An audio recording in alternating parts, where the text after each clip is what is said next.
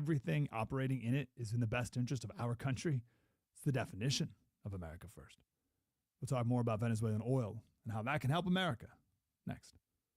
Are you feeling the impact of recent timeshare industry changes? Now more than ever, the costs of timeshare ownership far outweigh the benefits. My friends at Lone Star Transfer are the only company I trust to help you get out. Our listeners' positive feedback demonstrates why I've supported the company for years. For more than a decade, they have helped over 20,000 owners get out of the timeshare. Their exclusive options can help you get out faster and easier, more than any other option in the country.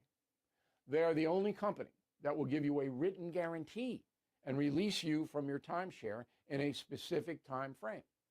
With an A+ rating at the Better Business Bureau and thousands of 5-star reviews, customer service is their top priority.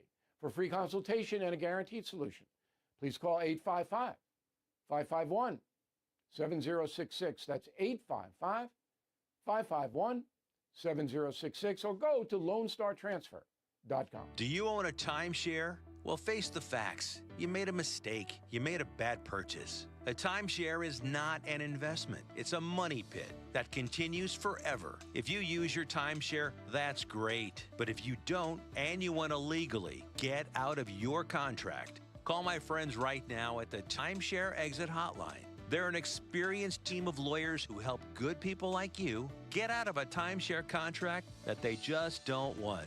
Don't throw away your money on maintenance fees. Use it for things you really want. We can help you end your timeshare contract and stop the money drain immediately. If you're ready to move on with your timeshare, call our team right now. Cancel your timeshare now with this free call. 800-524-1641. 800-524-1641. 800-524-1641. That's 800-524-1641.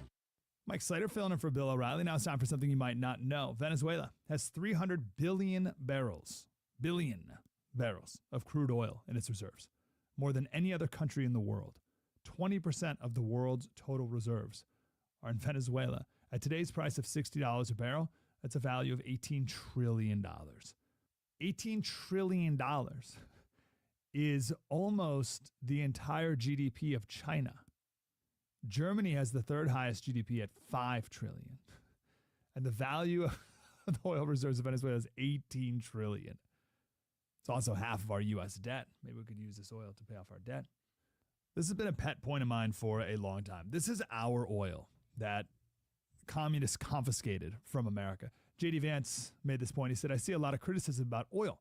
About 20 years ago, Venezuela expropriated American oil property and until recently used that stolen property to get rich and fund their narco-terrorist activities. I understand the anxiety over the use of military force, but are we just supposed to allow a communist to steal our stuff in our hemisphere and do nothing? Great powers don't act like that. This is our oil. We discovered oil in the Middle East and Venezuela. We came up with the technology, the engineering, the infrastructure, the manpower. We did every possible thing related to oil in the world. And then 40 years after we did all that, these countries decided just to take it from us and nationalize our oil interests. And we just let them. That's always been crazy to me. Oil in Venezuela was discovered first by Shell Company, which is a British-Dutch company. And then Standard Oil, which is Exxon, and Conoco and Chevron. Exxon's from Ohio. Conoco is from Utah. And Phillips is from Oklahoma. None of these are Venezuelan oil companies. And we just let Venezuela take them all over in 1976 because Venezuela said they're ours now. 21 private oil companies were kicked out of Venezuela. Now, you may remember back in 2016, Trump was asked about the Iraq war, and he said we should have taken the oil. But George W. Bush, he didn't want to look bad. The Code Pink activists won. The no war for oil people won. So we didn't use all that oil that was at our fingertips, and now we will. Trump said, quote, we're going to have our very large United States oil companies, the biggest anywhere in the world, go in, spend billions of dollars, fix the badly broken infrastructure, and start making money for our country. Of course we should. As one Venezuelan fella said, to those who say that the United States is only interested in oil, I asked those people, what do you think the Russians and the Chinese wanted? The recipe for tacos? More coming up. Here's a bulletin for American homeowners. The FBI has been warning about a type of real estate fraud called title theft, and your equity is a target. With just a forged signature, your ownership can be transferred out of your name. Without protection in place, you are left with an emotional and financial nightmare. That's why I partner with Home Title Lock, so you can find out today if you're already a victim and protect yourself. Use promo code BILL at HomeTitleLock.com to get a free title history report, plus a free trial of their $1 million triple lock protection. That's 24/7 monitoring, urgent alerts, and if you're a victim of fraud, they'll spend up to $1 million to fix it. So don't be a victim. Protect your equity today. HomeTitleLock.com, promo code BILL. I'm Mike Slater. I have a podcast called Politics by Faith. Please join us over there every day. Bill O'Reilly will be back tomorrow. Spread the word.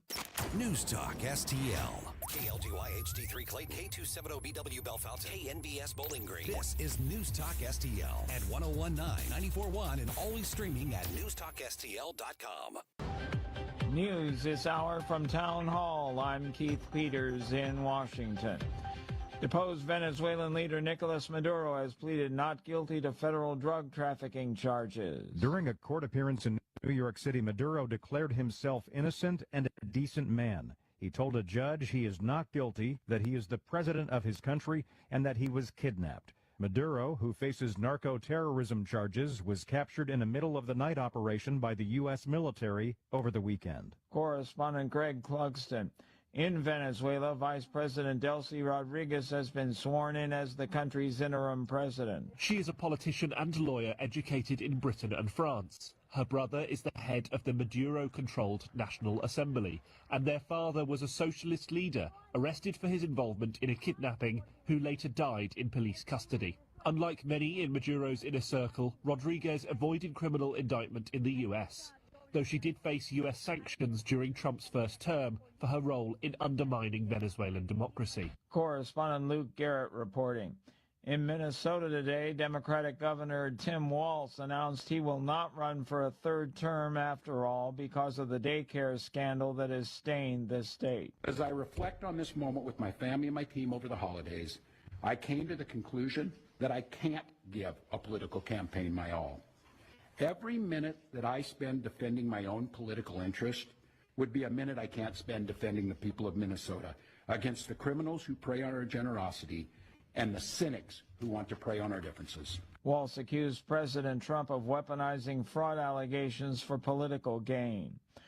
On Wall Street, a good day as the Dow was up by 594 points. The Nasdaq rose 160. The S&P advanced 43. More at townhall.com.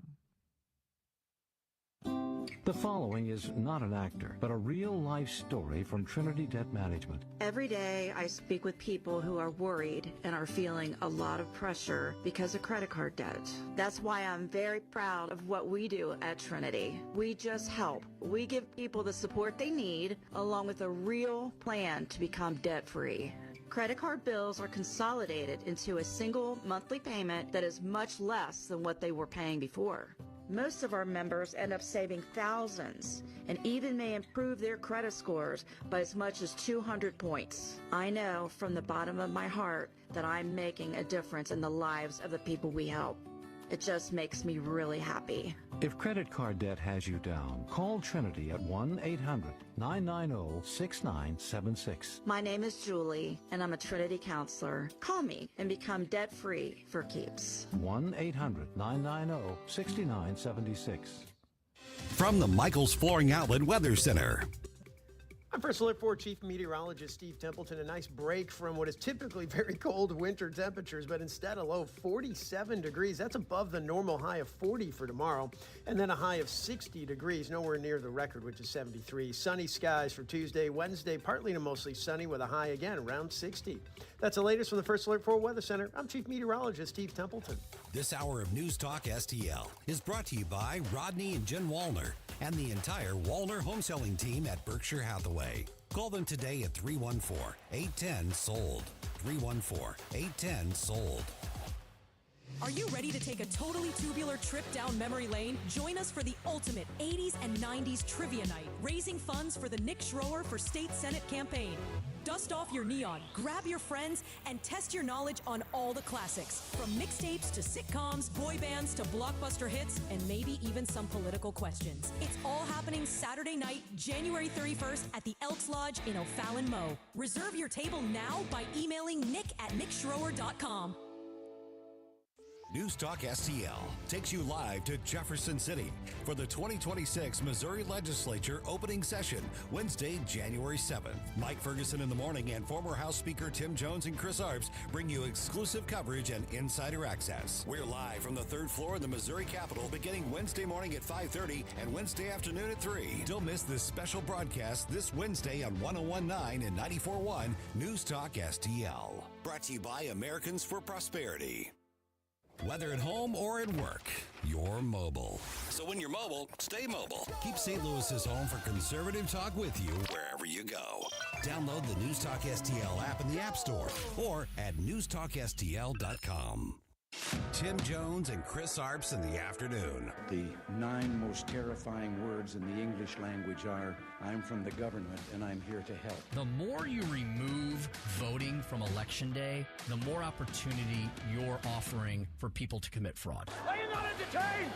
Are you not entertained? I think the Democrats are so short-sighted in this tactic they have now to just cheat at any cost to win elections. You're a lying dog-faced pony soldier. You said you were, but now you got to be honest. I'm going to be honest with you. What are we doing wrong here? As a former leader in the House, I think you can put your finger on it. It's called leadership. We don't have it. Tim Jones and Chris Arps.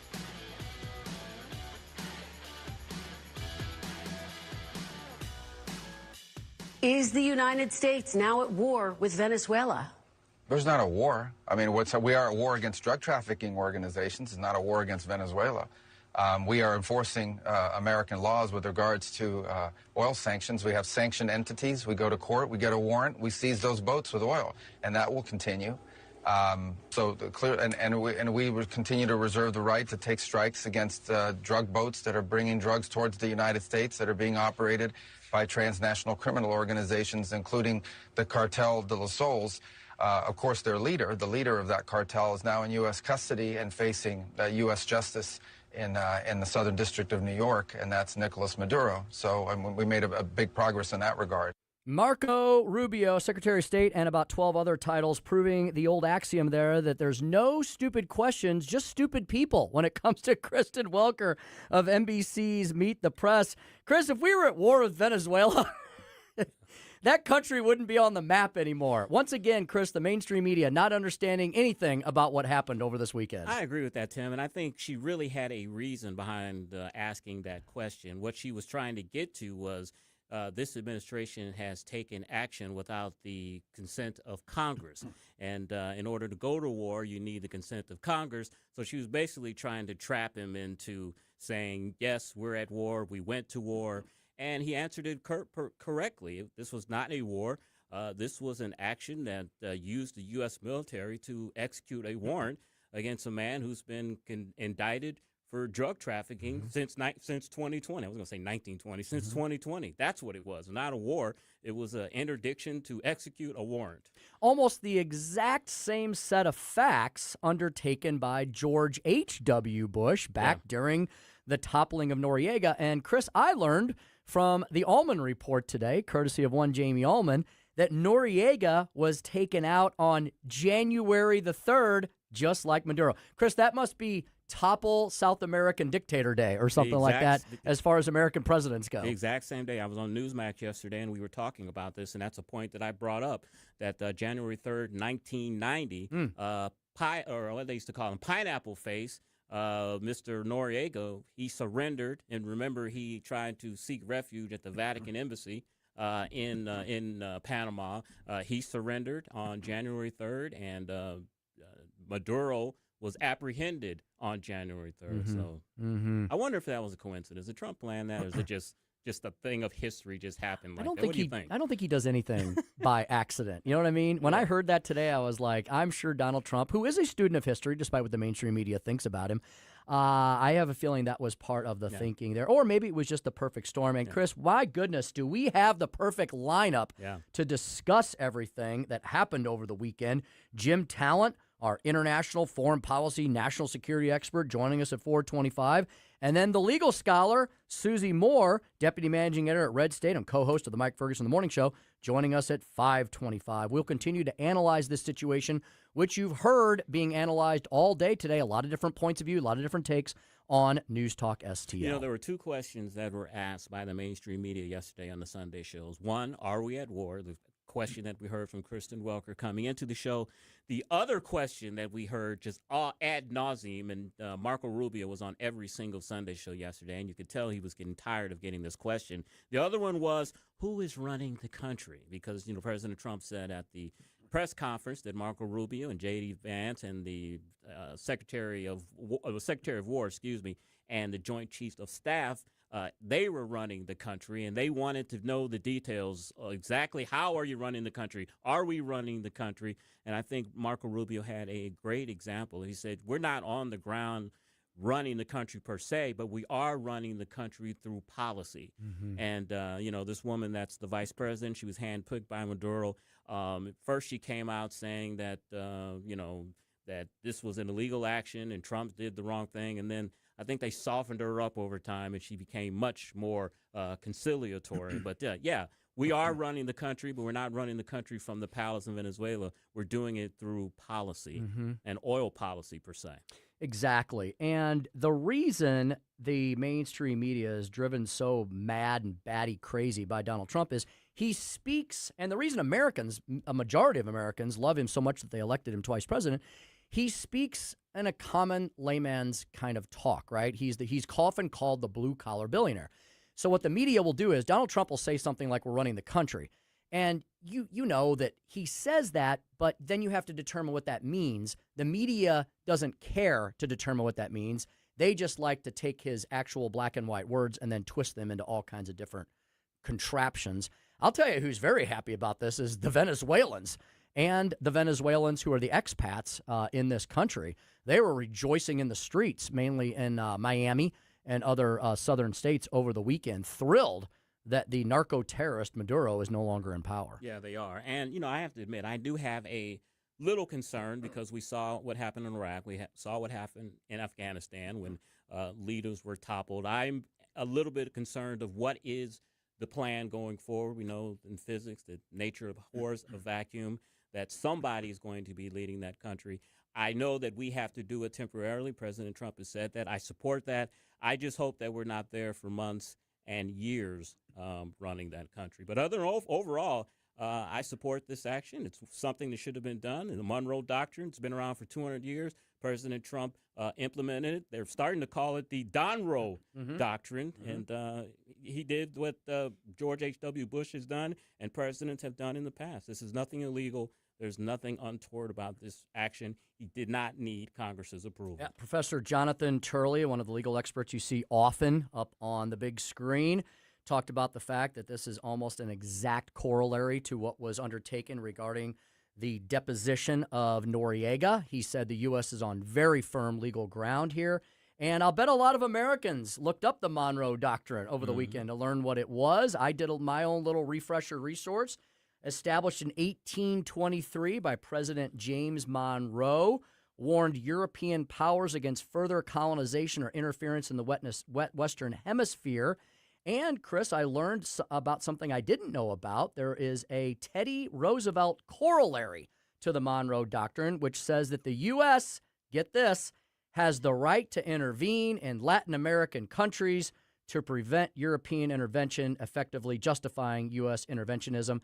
I would say that the Trump corollary to that is not necessarily European intervention, but Chinese and Russian intervention in Latin America. Exactly, and that is the big justification for this in my mind. China has loaned Venezuela billions of dollars to help with their oil market. The Venezuelans have ties to Iran and Hezbollah.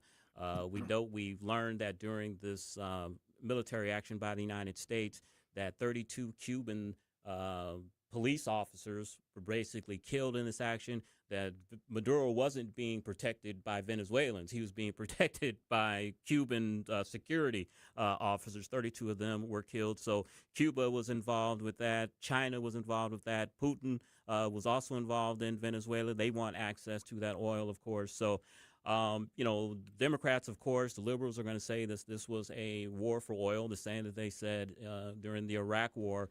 But Venezuela has the largest known oil reserves in the world.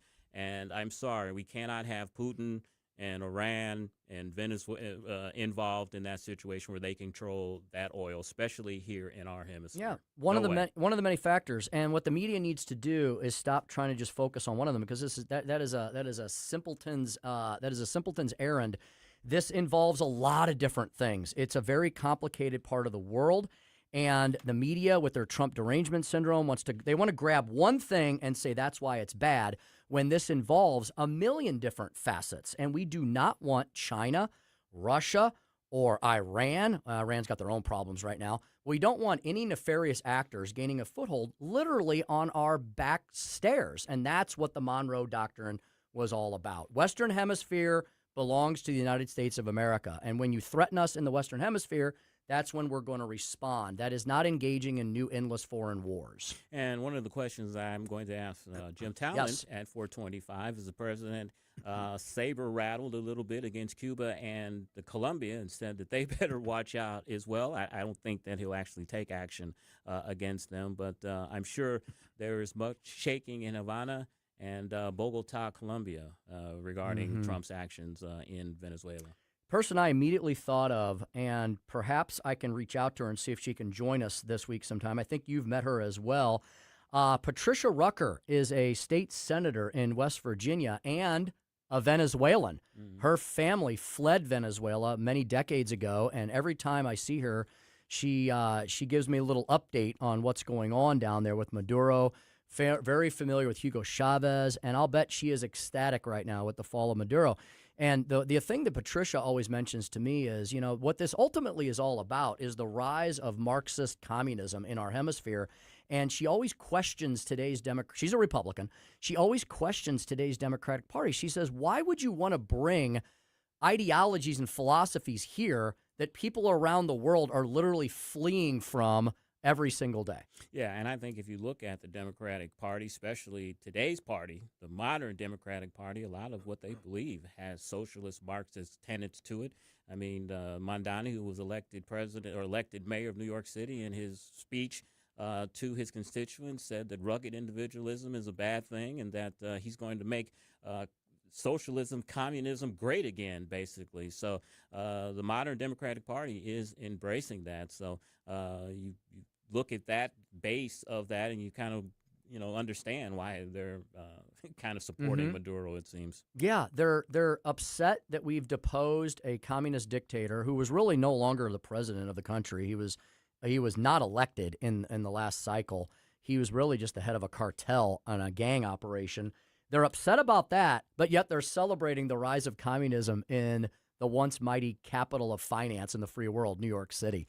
And Chris, some of these early directives that Mondani has signed really are chilling to a lot of people of all political stripes. Yeah, they should be. I mean, you have the mayor or the governor of New York, where he's going to need her sign off to get a lot of this stuff passed. But she did endorse him, and she may do what's necessary to try to get this stuff passed in the New York legislature to try to have it pass or have it implemented in New York City, which is even scarier. And speaking of Democratic socialists per se, you saw the big news about the Minnesota governor, Tim Walz, has decided not to run for re-election. That can't be too much of a shock to most people because after these allegations came out with the Somali refugees, he probably had a snowball's chance in hell of being re-elected. So I think he saw the handwriting on the wall. I was happily surprised. I was like, maybe there is some sanity left in the land of my birth of the state of Minnesota, and it isn't completely that far gone. Waltz, the guy who was a few heartbeats away from becoming the next vice president of the United States, is now taking a walk and will not run for re-election. Boy, talk about the end of an era indeed. And what a huge downfall. I mean, last year, You're freaking on the presidential ticket. Like you said, you're a couple of heartbeats away from possibly being the vice president of the United States. Till today, your name is mud. You are you were the leader when a multi-billion-dollar scandal happened under your watch in your state, and now you're basically out of politics. What a fall from grace, a quick fall from grace. And because Democrats always have to blame someone other than themselves, did you see who he blamed for all this in his little I'm not running speech? No, I didn't. Donald Trump and Republicans. Oh, it's somehow their fault, Chris, that he's not running for re-election. Yeah. Connect those dots. Amazing. Jim Talent will break all of that down and more at 4:25. At 4:45, we will have the first 2026 edition of Chris's Corner. Yeah, and I'm going to talk about why this action in Venezuela was legal and moral and ethical on Chris's Corner. Yeah, fantastic. Speaker stump speech. I'm going to shift gears a little bit, talk about some statewide news because the legislatures all across the country and in the state of Missouri, many of them going back into session this month. Missouri kicks off on Wednesday. We'll be there covering it all. Mike Ferguson in the morning with Susie Moore, Jones and Arps in the afternoon. Special hour of extra programming from 3 to 6 p.m. We'll all be at the Missouri State Capitol. And Chris, one of the biggest topics we talked about heading into the holiday season was the fact that Governor Kehoe has called for the eventual elimination of the state income tax. Just almost as if it was made for the show today, the U-Haul index from 2025 came out. Not the best news for Missouri. Great news for our states that either have eliminated or are trying to cut their income tax, kind of proving the point of how money moves. Yeah, it's the reason why Texas and Florida are probably the two fastest growing states in our nation because they eliminated their state income tax a long time ago. And that's where everybody wants to move. Good weather, but also lower taxes. You just named the number 1 and number 2 states on the U-Haul index of where people migrated around the nation in 2026. Texas, number 1, the Lone Star State. Florida, a close second. All of the top 10 states are Republican states, with the exception of Washington, which has no state income tax. I never knew that. So there you have it.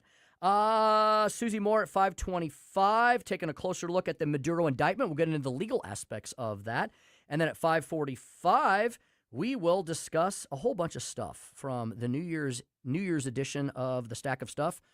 Any thoughts about what we might cover at 5:45? There was a little bit of lobster thievery, and we'll talk about that over the holidays. Lobster thievery. Just wait for that. At 5:45. Followed by Larry Connors. He's back in action here in the new year, 6 to 8 p.m., following us every single Monday through Friday. And in case you were wondering and not watching on the stream, yes, executive producer Joey V planning to take another trip around the sun with the two of us. You didn't have enough of us in 2025. You're back for more. And I'm actually going to take another trip on a cruise in a couple weeks, so I'm going to leave you guys alone for a little bit. Uh-oh. And part of that cruise involves going to Puerto Rico.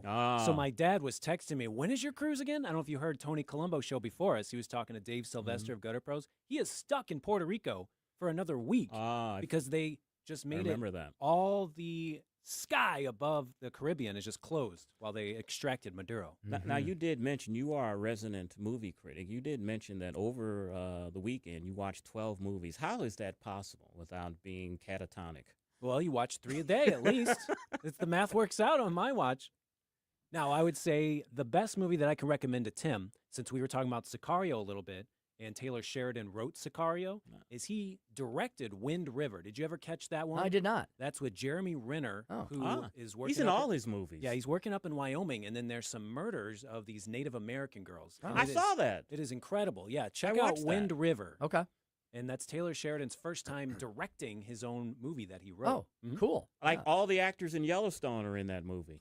Maybe a lot of them. I saw that about a month ago. Okay, pretty good movie. River. And if you want to talk about art imitating life, the Sicario series is all about narco-terrorism, the FBI and the military doing battle along or so. So for all the Democrats who are wondering if we're going to war, we've been at war on that border for decades. And it's not going to get better. It's not going to. It's going to get worse until it gets better. Speaking of that, Joy, before we go to break. Whatever happened to the Netflix series Narcos? Beck and I have watched that when it was 3 seasons, and it hasn't been on in like 2 years. Is it gone? What happened to it? I know Pedro Pascal was in one of the seasons, and he's probably just too expensive to keep making it. But I have not kept up with the Narcos seasons. Pretty good. 3 in a row, and then it hasn't been around in the last 2 years. Once you become the Mandalorian, they can't afford you anymore. I guess so. Maybe. You get in that Star Wars franchise world. Jim Talent standing by to speak with us to break down everything that happened over the weekend in Venezuela and around the world. Our favorite national security expert back on the Tim Jones and Chris Arps show to kick off the new year here at 101.9, 94.1 News Talk STL. Follow us on Rumble at News Talk STL.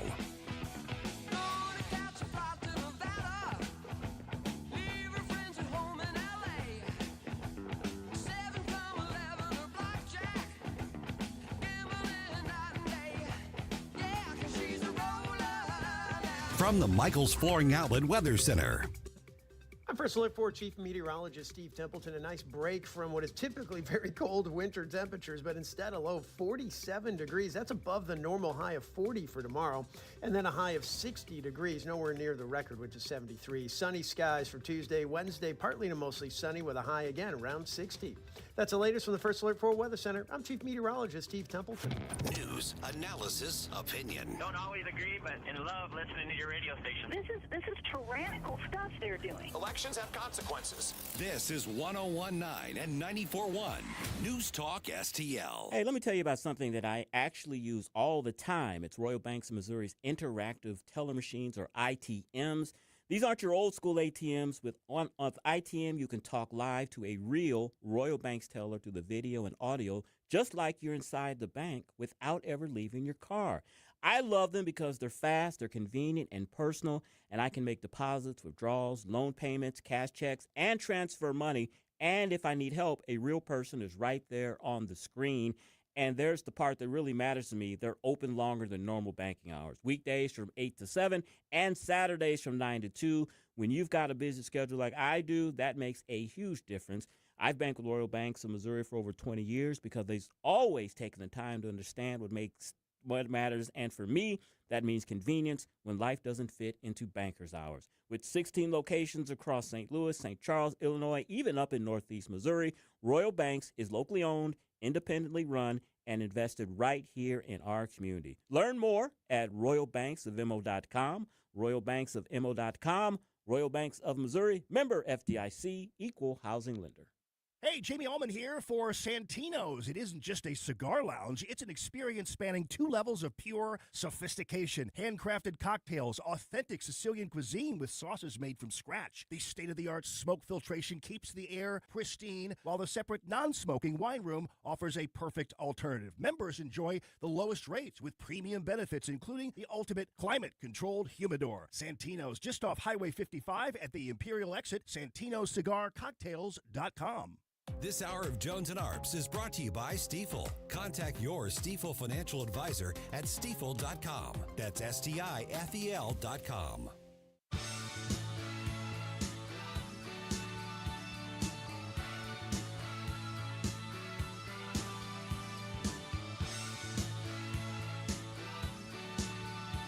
It's the Tim Jones and Chris Arps Show.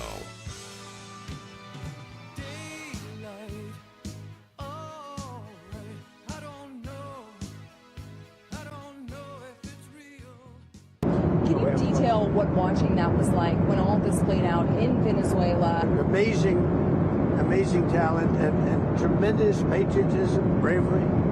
The bravery was incredible. They got off the helicopter and the bullets were flying all over the place. As you know, one of the helicopters got hit pretty badly, but we got everything back. And nobody killed. 427 on the Tim Jones and Chris Arps show. And Tim, we've got the perfect person to talk about what happened over the weekend. Former Senator Jim Talent, who served on the Senate Armed Services Committee. Former U.S. Senator Jim Talent and chairman of the Reagan Institute. I'm watching this and just wondering, who's running the show. This Jim Talent segment is brought to you by Royal Banks of Missouri. Senator, hope you had a great, happy New Year. I did. Thank you. I am recovering from the flu. Oh. So if I cough a little bit, it will be involuntary. I'm not commenting on any of your questions or statements. Excellent, excellent. Well, Senator, President Trump amassed a huge armada on the shores of Venezuela the last 4 months. The media is up in arms because they are acting like they had no idea that this was going to happen, like this was some type of surprise attack. This had to have been the worst kept secret in Washington. How surprised were you that the president took this action over the weekend? I don't think anybody who's read the national security strategy can be that surprised. I mean, obviously, on a tactical level, it was a surprise. But we have made clear that we're going to stop the narco-terrorism.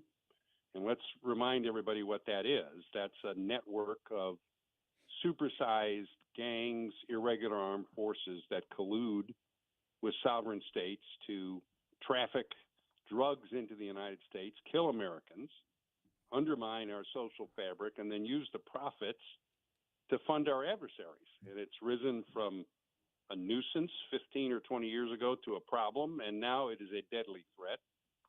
And the administration is determined to stop it, and good for them. And then the second reason for this is we are securing our strategic perimeter.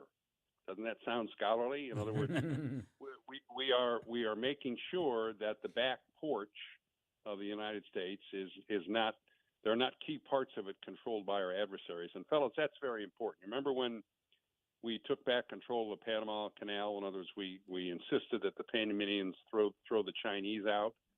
These are key assets, and in the event of a conflict or a confrontation, for example, with China, we don't want Chinese assets or Chinese-controlled assets in our hemisphere interfering with the movement of our ships or our personnel. So these are two very important objectives, and Venezuela is the poster child, for both of those problems, and so we're going right to the head of the snake here.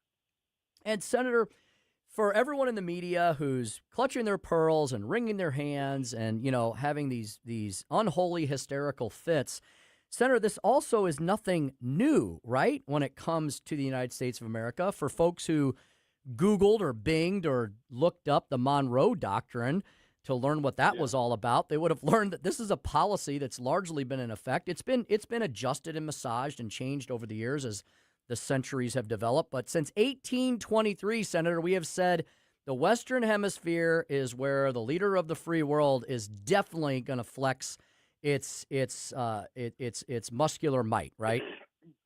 Yeah, I mean, originally it was designed because the Spanish Empire was breaking up and their colonies were becoming independent, and it was designed to prevent other European powers from getting a sphere of influence here.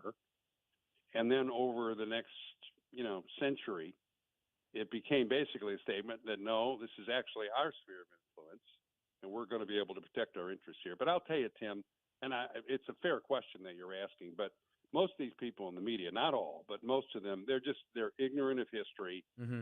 Mm-hmm. They're not capable of engaging on the policy, which is what we should be talking about. Okay, are these important objectives? Is this the right way of achieving them? What else could we be doing? They can't engage in any of that because they're ignorant, and so they throw out, legalities or this or that or the other thing, and they don't know what they're talking about there either.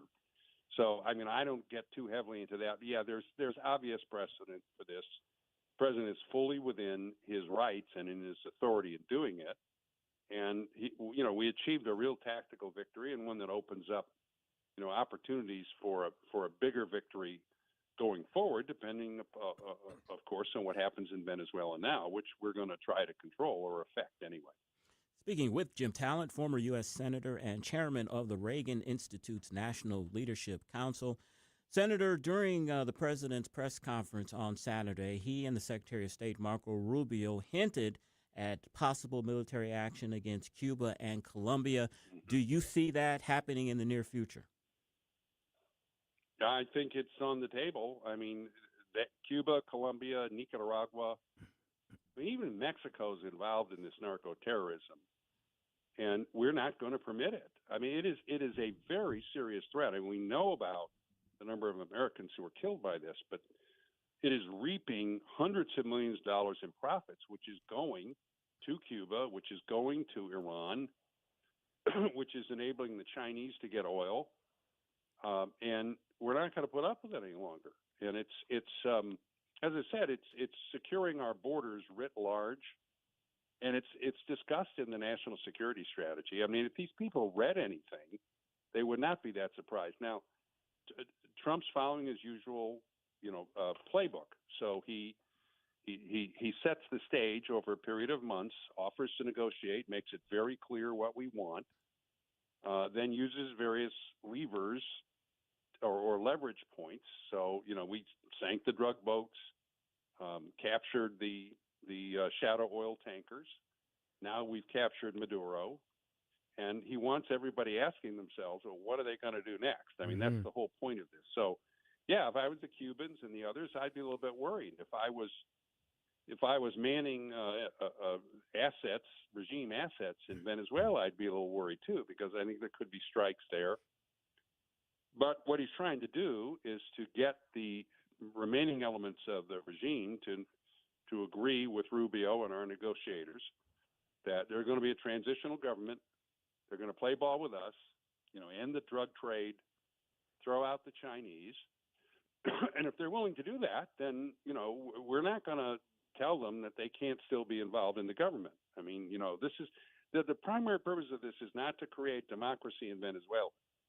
That's the best chance for democracy they've had in, 15 years, which is why they're so happy about it. But the main point is to protect American security and American interests. Mm-hmm. Yeah, Senator, to further extrapolate on that, and you and Chris made reference to it, this whole matter, this whole mission is not just about one thing. It's about many things, and underlying all of it is to try to cut the head off the snake of the rising influence of communist Marxism and totalitarianism in our hemisphere, referring back to the Monroe Doctrine, of Iran and China and Russia. And, Senator, whereas the media wants to pick one thing and say that one thing is a bad thing, this is about many things, but ultimately it's about the rise of those bad powers influencing other much weaker countries on our back doorstep, right? Yes, exactly. These are all adversaries motivated by different ideologies or just greed. The Iranians, for example, would not call themselves Marxists, but they all have some common features, chief among which is they hate the United States, and they've attacked us, they've hurt us, and Trump is not putting up with it. And I think a lot of people are befuddled because it's been so long since they encountered an actual coherent and consistent foreign policy. I'm dead serious in saying that. I mean, the first Trump administration, we saw the outlines of all this. But this is an administration that says, look, these are our objectives. We are nurturing the tools to be able to accomplish them. In any given situation, we use a combination of diplomatic tools, economic tools, the sanctions and all that, and targeted military action, because we have these huge reservoirs of power and we're willing to use them to advance the security of the United States. And everybody's going, well, you can't do that. Well, that's exactly what we're supposed to be doing. And I'm really pleased by this. Now, I don't know what's going to happen. I have a level of confidence in the administration's planning, in part because, if there is a political official or former elected officer who understands Latin America, it's Marco Rubio. Mm-hmm. And it's no accident that he's been the front man here. This is not a case where the president appointed a special envoy like Witkoff. He knows the right man, to be the face of the administration, and I'm sure that Rubio is leading on this. And the other thing I'll say is, we know this operation was a tremendous joint operation, and now do people understand why Pete Hegseth has been saying for a year, look, we've got to up our game here in the Department of Defense. We've got to have merit and excellence and lethality, and no more fat generals, and no more, DEI as a basis for promotion. We've got missions to do on behalf of this country, and we, by God, are going to do them. And it's paying off now in operations like this. Senator, I have to tell you, I was a little surprised at Saturday's press conference that after Maduro was apprehended and was flown back to the United States, I thought his successor, of course, would be Nobel Peace Prize winner Machado. He beat her, or she beat him in the election in 2024 pretty handily. But President Trump said that she won't be the leader, that she's not very popular. What do you know about that? Well, she's not popular with the elements of the security apparatus and the Army that, we need to cooperate at this point. She hasn't complained about that. She's been very grateful for this. She knows the game here. It's not like we're occupying Venezuela. We can't install a new government. We are changing. This is really an influence operation more than a regime change, although it could result in regime change. We are influencing the key elements in that regime to understand that they're going to have to play ball with the United States or bad things are going to happen. And on the other hand, and this is classic Trump, if they do, okay, the end result for them can be something they can live with. If they don't, he sent the same message to Hamas, the same message to Iran, right? It's, hey, we'll talk with you. I mean, he'll negotiate with anybody. But I offer you a deal. If you don't engage constructively, you're going to wish you had. And over again, he's enforced that, which, of course, what does that cause people around the world to do in the future? Maybe we better engage with him, right? That's the point. Senator, you mentioned Iran. We mentioned Iran. We talked about that briefly in some of our questions and answers here. I saw some bits and pieces over the holiday week, as much as I was able to pay attention to it, of a bit of a destabilizing atmosphere occurring in Iran. Senator, we've kind of seen this rodeo multiple times. From what you've seen and from your knowledge in this area, what do you think about the current state of affairs with the populace of Iran engaging in what looks like at least a little bit of a minor uprising at this point? Yeah, I would say it's more than a minor uprising. The crowds have not been overwhelming, but there are key constituencies behind them, including like the shopkeepers, who typically have been more or less supportive of the regime. It had its beginning in the economics of Iran, which are just, totally in the tank. I won't go through everything, but it's inflation and poverty and the rest of it. The regime is running out of money, which is one of the problems. They got to pay all their security people. They got a big repressive apparatus. I don't think. Here's what I would say, Tim. I'm reaching the conclusion that the fall of the regime is inevitable, but that doesn't mean it's imminent. And it's going to take people in the IRG, the Iranian Revolutionary Guard, again, the security forces, to decide the juice isn't worth the squeeze with these mullahs anymore. And, for them, the supreme leader is 86 years old. It makes sense for them to maintain the status quo and wait till he dies. I don't think the next leader of Iran is going to be a mullah. I think it'll be a military person, and that'll be the opportunity for us to negotiate a kind of new set of external relations from Iran. And it'll be much better for the people. They'll have a chance at a decent government, and they won't base their whole existence around death to the United States and ushering in the 140th imam or whatever. I don't want to be disrespectful, but it's just I think that that play is run. The curtain's fallen on that play. Senator, before we close up here, I want to talk a little domestic politics and the institution that you once served in. Senate Majority Leader John Thune is marking his 1 year as Majority Leader, and there's been a push by the president to eliminate the filibuster and blue slips. As someone who served in that august institution, your thoughts on that? The august institution.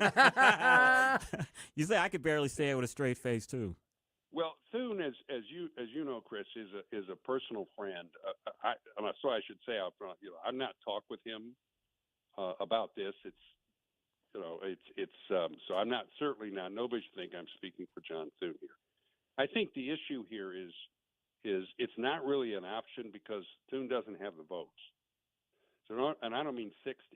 I don't think he could get to 51 to end the blue slips or end the current. He doesn't have the votes within the Republican conference.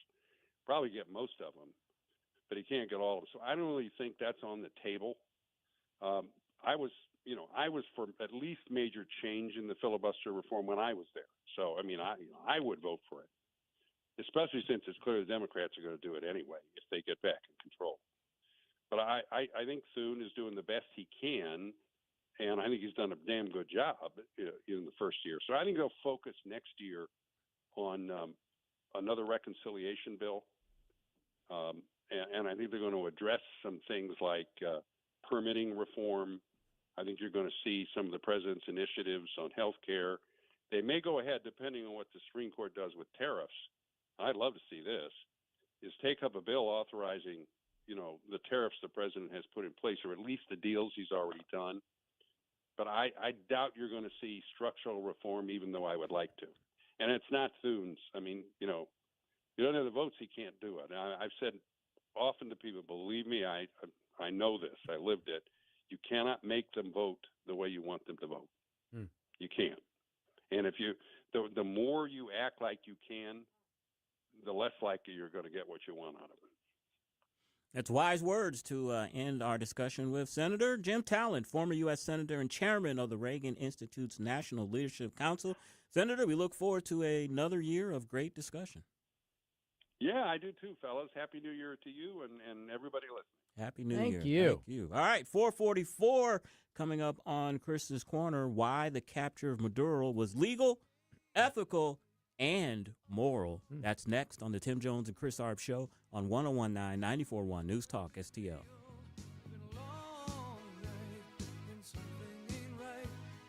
Dropping truth bombs and making you think.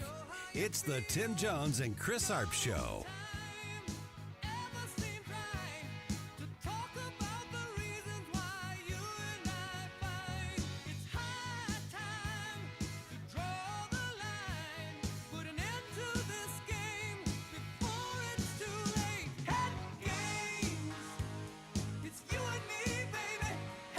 From the Michaels Flooring Outlet Weather Center.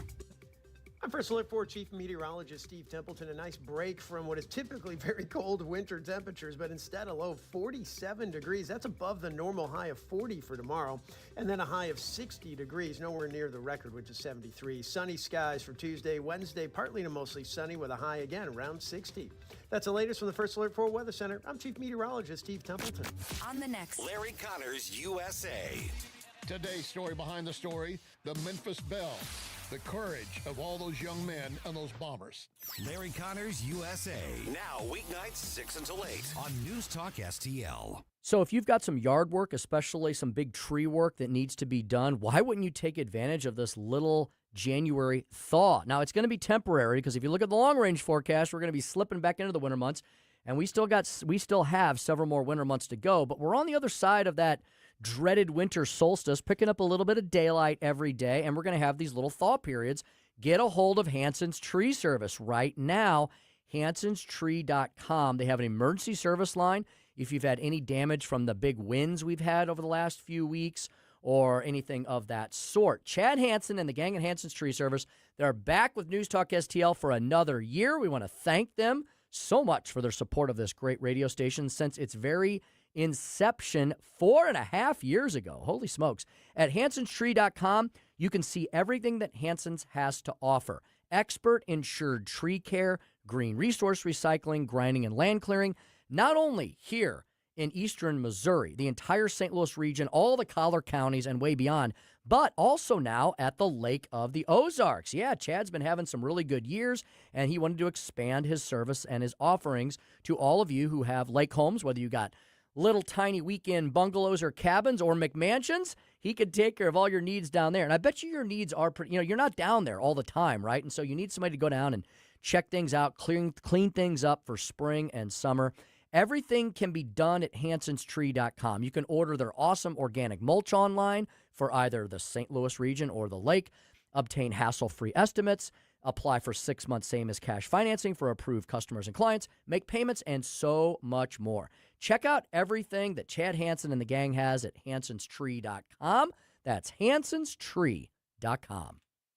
Hey, it's Vic Porcelli here with our great friend Chris Cooper from Serenity Wealth Management. Hi, Chris. How are you, Vic? I don't want to put anybody else down, but that when you go up and visit you at Serenity Wealth, your place looks like home. So a lot of financial advisory offices, they have, the big mahogany desk or the big marble entryways and things like that. The stock market channel on the TV when you walk in the door, right? That doesn't really drive a good conversation. Good financial guidance and advice starts with a good conversation. People are nervous. People are afraid to talk about finances, right? And so you can see a little standoffish. Well, my objective is to try to have a good, casual conversation. By having those conversations about life, goals, objectives, it's what makes me understand what our financials are supposed to fund. So if somebody does want to have a good conversation, how do they do that? How do they find you? Our website is the best way to do that because you can get all the information you need, understand where we are, get a little bit more information, all that. SerenityWealthNow.com. Reach out to Chris and Stacy today at SerenityWealthNow.com. Investment advice offered through Fortis Capital Advisors, LLC. This hour of Jones and Arps is brought to you by Stifel. Contact your Stifel financial advisor at Stifel.com. That's STIFEL.com.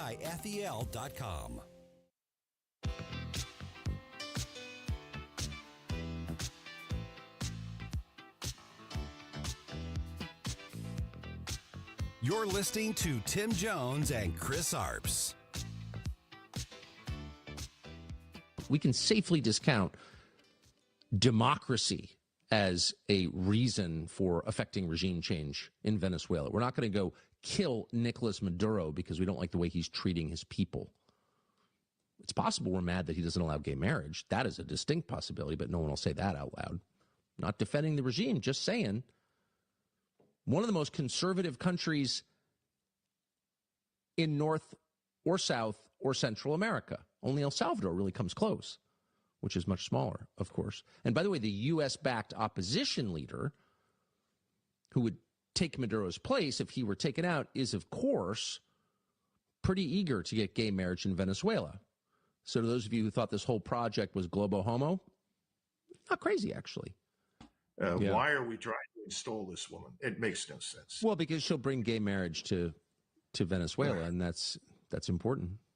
I mean, that's what we stand for. 450 on the Tim Jones and Chris Arps show. And no, that is not AI. That's not a parody. That is actually Tucker Carlson suggesting that the reason why we apprehended Maduro is because we want gay marriage in the United States. He didn't say, and I find it very, very interesting that he didn't say Donald Trump. He says the United States wants gay marriage in Venezuela, and that's why we had 50 ships and 100 airplanes to get Maduro, because we want gay marriage in Venezuela. My head hurt trying to do the imaginary etch-a-sketch of connecting the dots. I wish you could have seen your face when you heard that. You were like... I was trying to figure out where he was going. Chris, I'm so disappointed because I used to love... That was must-see TV for me, right? Get home in time to watch Tucker Carlson's nightly monologue when he was on Fox News, because he would take a lot of what you thought were disconnected concepts and he would connect the dots rather well. Now, I feel like he's connecting the dots for clickbait and clickbait only. And you think he believes this stuff? I don't know how he could. Yeah. I mean, where did he come up with that theory? That would have, and you know what? It's not like that's a big nefarious it's like it's kind of a stupid theory in a way, is what it sounds like to me. It's like you can't, I would have thought he would have said something a lot more damaging to the whole effort, the nation building and colonialization and empire construction, and here we go again with the endless wars.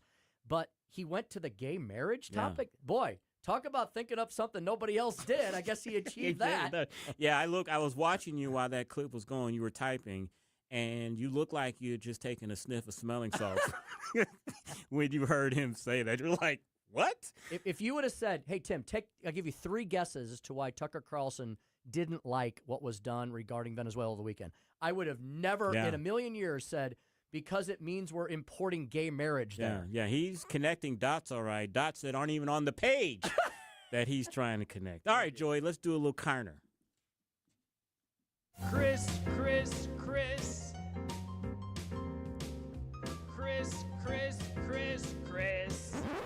And if you don't know, now you know.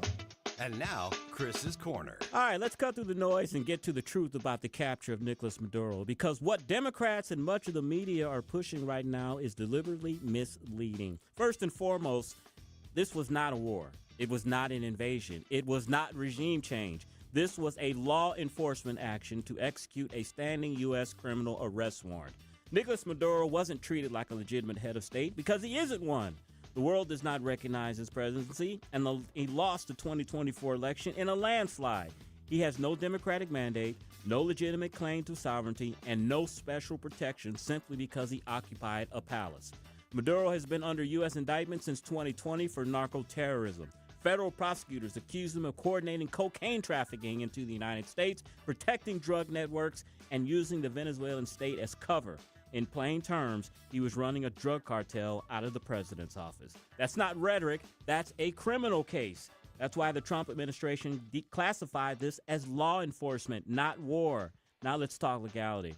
Under U.S. law, the president has clear authority to pursue and apprehend individuals charged with serious crimes against the United States when foreign governments are unwilling or unable to act. This isn't new. We've done it with terrorists, warlords, cartel leaders, and dictators before under presidents of both parties. Once a leader loses democratic legitimacy and operates as a criminal actor, the protections of sovereignty collapse. That's not extreme. That's reality.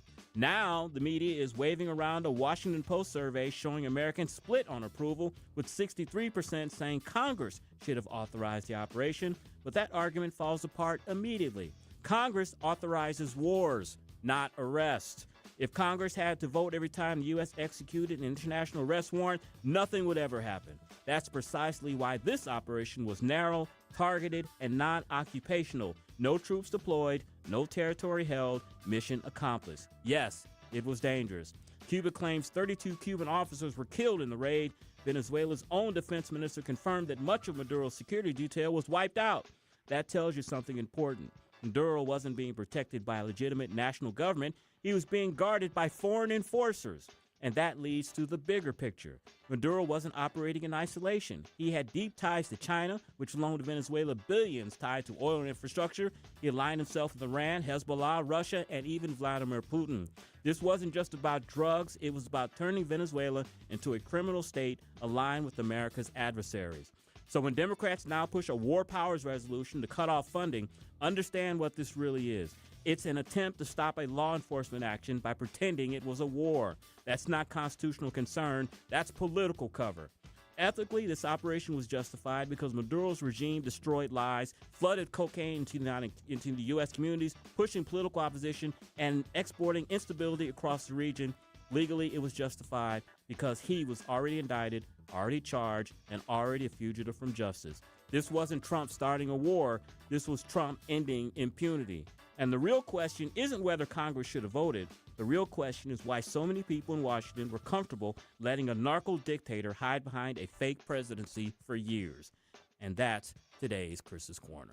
And you know, Chris, if the Democrats would go back and watch themselves as to what many of them just said 2 and 3 years ago, they would agree completely with you. I just got a list of quotes sent to me from one of our email listservs. Right. Senator Chris Murphy, the guy who wants to run for president, said, in 2019, if Trump cared about consistency, he would make the realist case for intervention in Venezuela. Getting rid of Maduro is good for the U.S., rather than trying to pretend his administration all of a sudden cares about toppling anti-democratic regimes. Yeah. And the list goes on. Schumer, Amy Klobuchar, Warren, Durbin, they all said Maduro needs to go. And now that Trump got him gone, now they're upset. And they're painting themselves in that same trap that they did last year by defending illegal immigrants, murderers, and rapists. Now they're going on record trying to defend a guy who even the European Union didn't recognize his presidency, was importing drugs into this country and killing people, was not a legitimate president, but they're going to go to the wall and defend him too. Amazing. Look, should we have questions about this action? Yes, we should. Should we wonder what's going to come next? Yes, we should. Should we declare that this is different than doing other things around the world? Yes. But to be hypocritical about it, we should try to avoid that at all costs. Democrats fell into the trap you just described. I agree. Speaker Stump Speech. We're going to talk about how money moves and why Missouri needs to get with the program. All right. And Susie Moore, of course, she's going to take a closer look at that Maduro indictment. You're listening to the Tim Jones and Chris Harp Show on 101.9, 94.1 News Talk, STL. If you're considering an annuity as part of your retirement plan, we need to talk. Hi, I'm Bob Stockdale, Senior Vice President Investments with the ClearPath Wealth Management Group at Stifel and host of On the Money Saturday mornings at 9 on News Talk STL 1019.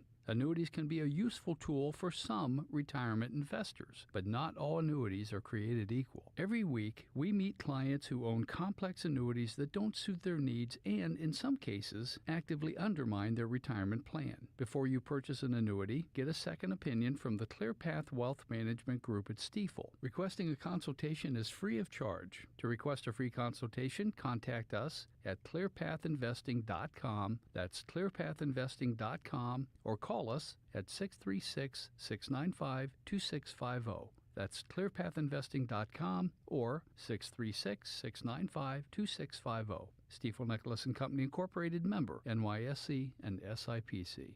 Kathy Connor from Connor Roofing is here. Kathy, how you doing? Good. Hi, Vic. You know, when you need a roof, I don't want to call a stranger. I want to call you. Yeah, thanks. At Connor Roofing, we're more than just a roofing company. How long you been doing it? Since 1993. And year after year, storm after storm, you guys are always there. Because this is our home, too, Vic. Our kids go to school with your kids. We cheer for the same teams. Go Blues! So support your neighbors. Call Connor Roofing at 314-375-7475 or CONNER roofing.com. Thanks, Vic. Your business moves fast. PRI Global keeps it moving smarter for almost 30 years, delivering top tech talent to help companies grow stronger, custom applications, simplifying your operations, securing your data, modernizing your business from the cloud up. And with Prismatic, you're going to get real-time insights, automated workflows, people, process, platform. PRI Global delivers all three. PRIGlobal.com. KLGY HD3 Clayton, K270BW Bellefonte, KNBS Bowling Green. This is News Talk STL at 1019, 94.1, and always streaming at newstalkstl.com. News this hour from Town Hall. I'm Keith Peters in Washington. Venezuela's captured president and first lady enter pleas of not guilty amid courthouse protests and media scrutiny in New York City today. Correspondent Julie Walker reports. Security was as tight as it has ever been outside the Manhattan Federal Courthouse, where captured Venezuelan President Nicolas Maduro and his wife Cecilia Flores were arraigned on narco-terrorism charges Monday, both pleading not guilty. Inside the courthouse, it was orderly. Still, there were twice as many journalists as usual and 5 overflow courtrooms so that those extra journalists and spectators could watch the government's case unfold on large screens. Julie Walker, New York. Some Medicaid data can once again be shared with immigration authorities. For now, the latest ruling only allows the agency to hand over basic biographical information about immigrants residing in the United States illegally. Those living illegally in the U.S., as well as some who are lawfully present, are not allowed to enroll in Medicaid. But federal law requires all states to offer emergency Medicaid coverage for life-saving services in emergency rooms to anyone. Immigration advocates say that the disclosure of personal data could cause alarm among people seeking emergency help for themselves or their children. I'm Lisa Dwyer. Minnesota Governor Tim Walz is ending his bid for a third term amid a fraud investigation into child care programs in the state and its Somali community. Less than 4 months after announcing his re-election campaign, Walz said Monday the negative attention and Republican attacks make it too hard to serve a full time as governor and be a candidate for another term. On Wall Street, the Dow up by 594 points. The Nasdaq rose 160. More details at townhall.com. This is Dennis Prager for AmFed Coin and Bullion. There's something about the feel of a gold coin in your hand and the way the light reflects off its intricate details that has always captivated me. Nick Grovich, AmFed's owner, turned that same passion into his livelihood. Nick began collecting coins as a teen, and that interest grew into a nationally respected business offering only the finest quality coins at the most competitive prices. But the truth is that although Nick is a rare coin dealer, he doesn't believe in rare coins. Rare coins do not make sound investments, but they do make dealers a lot of money. See, that's part of what I respect about him. AmFed specializes in buying non-performing numismatic coins and turning them into gold or silver investments that provide liquidity and perform competitively against the market. Whether you're buying or selling, call 800-221-7694. That's 800-221-7694. American. From the Michaels Flooring Outlet Weather Center. I'm First Alert 4 Chief Meteorologist Steve Templeton. A nice break from what is typically very cold winter temperatures, but instead a low of 47 degrees. That's above the normal high of 40 for tomorrow, and then a high of 60 degrees, nowhere near the record, which is 73. Sunny skies for Tuesday, Wednesday, partly to mostly sunny with a high again around 60. That's the latest from the First Alert 4 Weather Center. I'm Chief Meteorologist Steve Templeton. This hour of News Talk STL is brought to you by Stifel, serving investors for over 130 years. Contact your Stifel financial advisor at stifel.com. That's STIFEL.com. Looking for unbelievable deals? Stop by Overstock Outlet in Lake St. Louis or Warrenton, open 7 days a week. Discover big savings on a huge variety of merchandise with no hassle. Just great prices. Visit us in Lake St. Louis on Highway N or in Warrenton on Booms Lake. Check out our Facebook page at Overstock Outlet Lake St. Louis or go online to overstockoutletstl.com. Unbeatable value, friendly service, and you never know what we'll have at Overstock Outlet.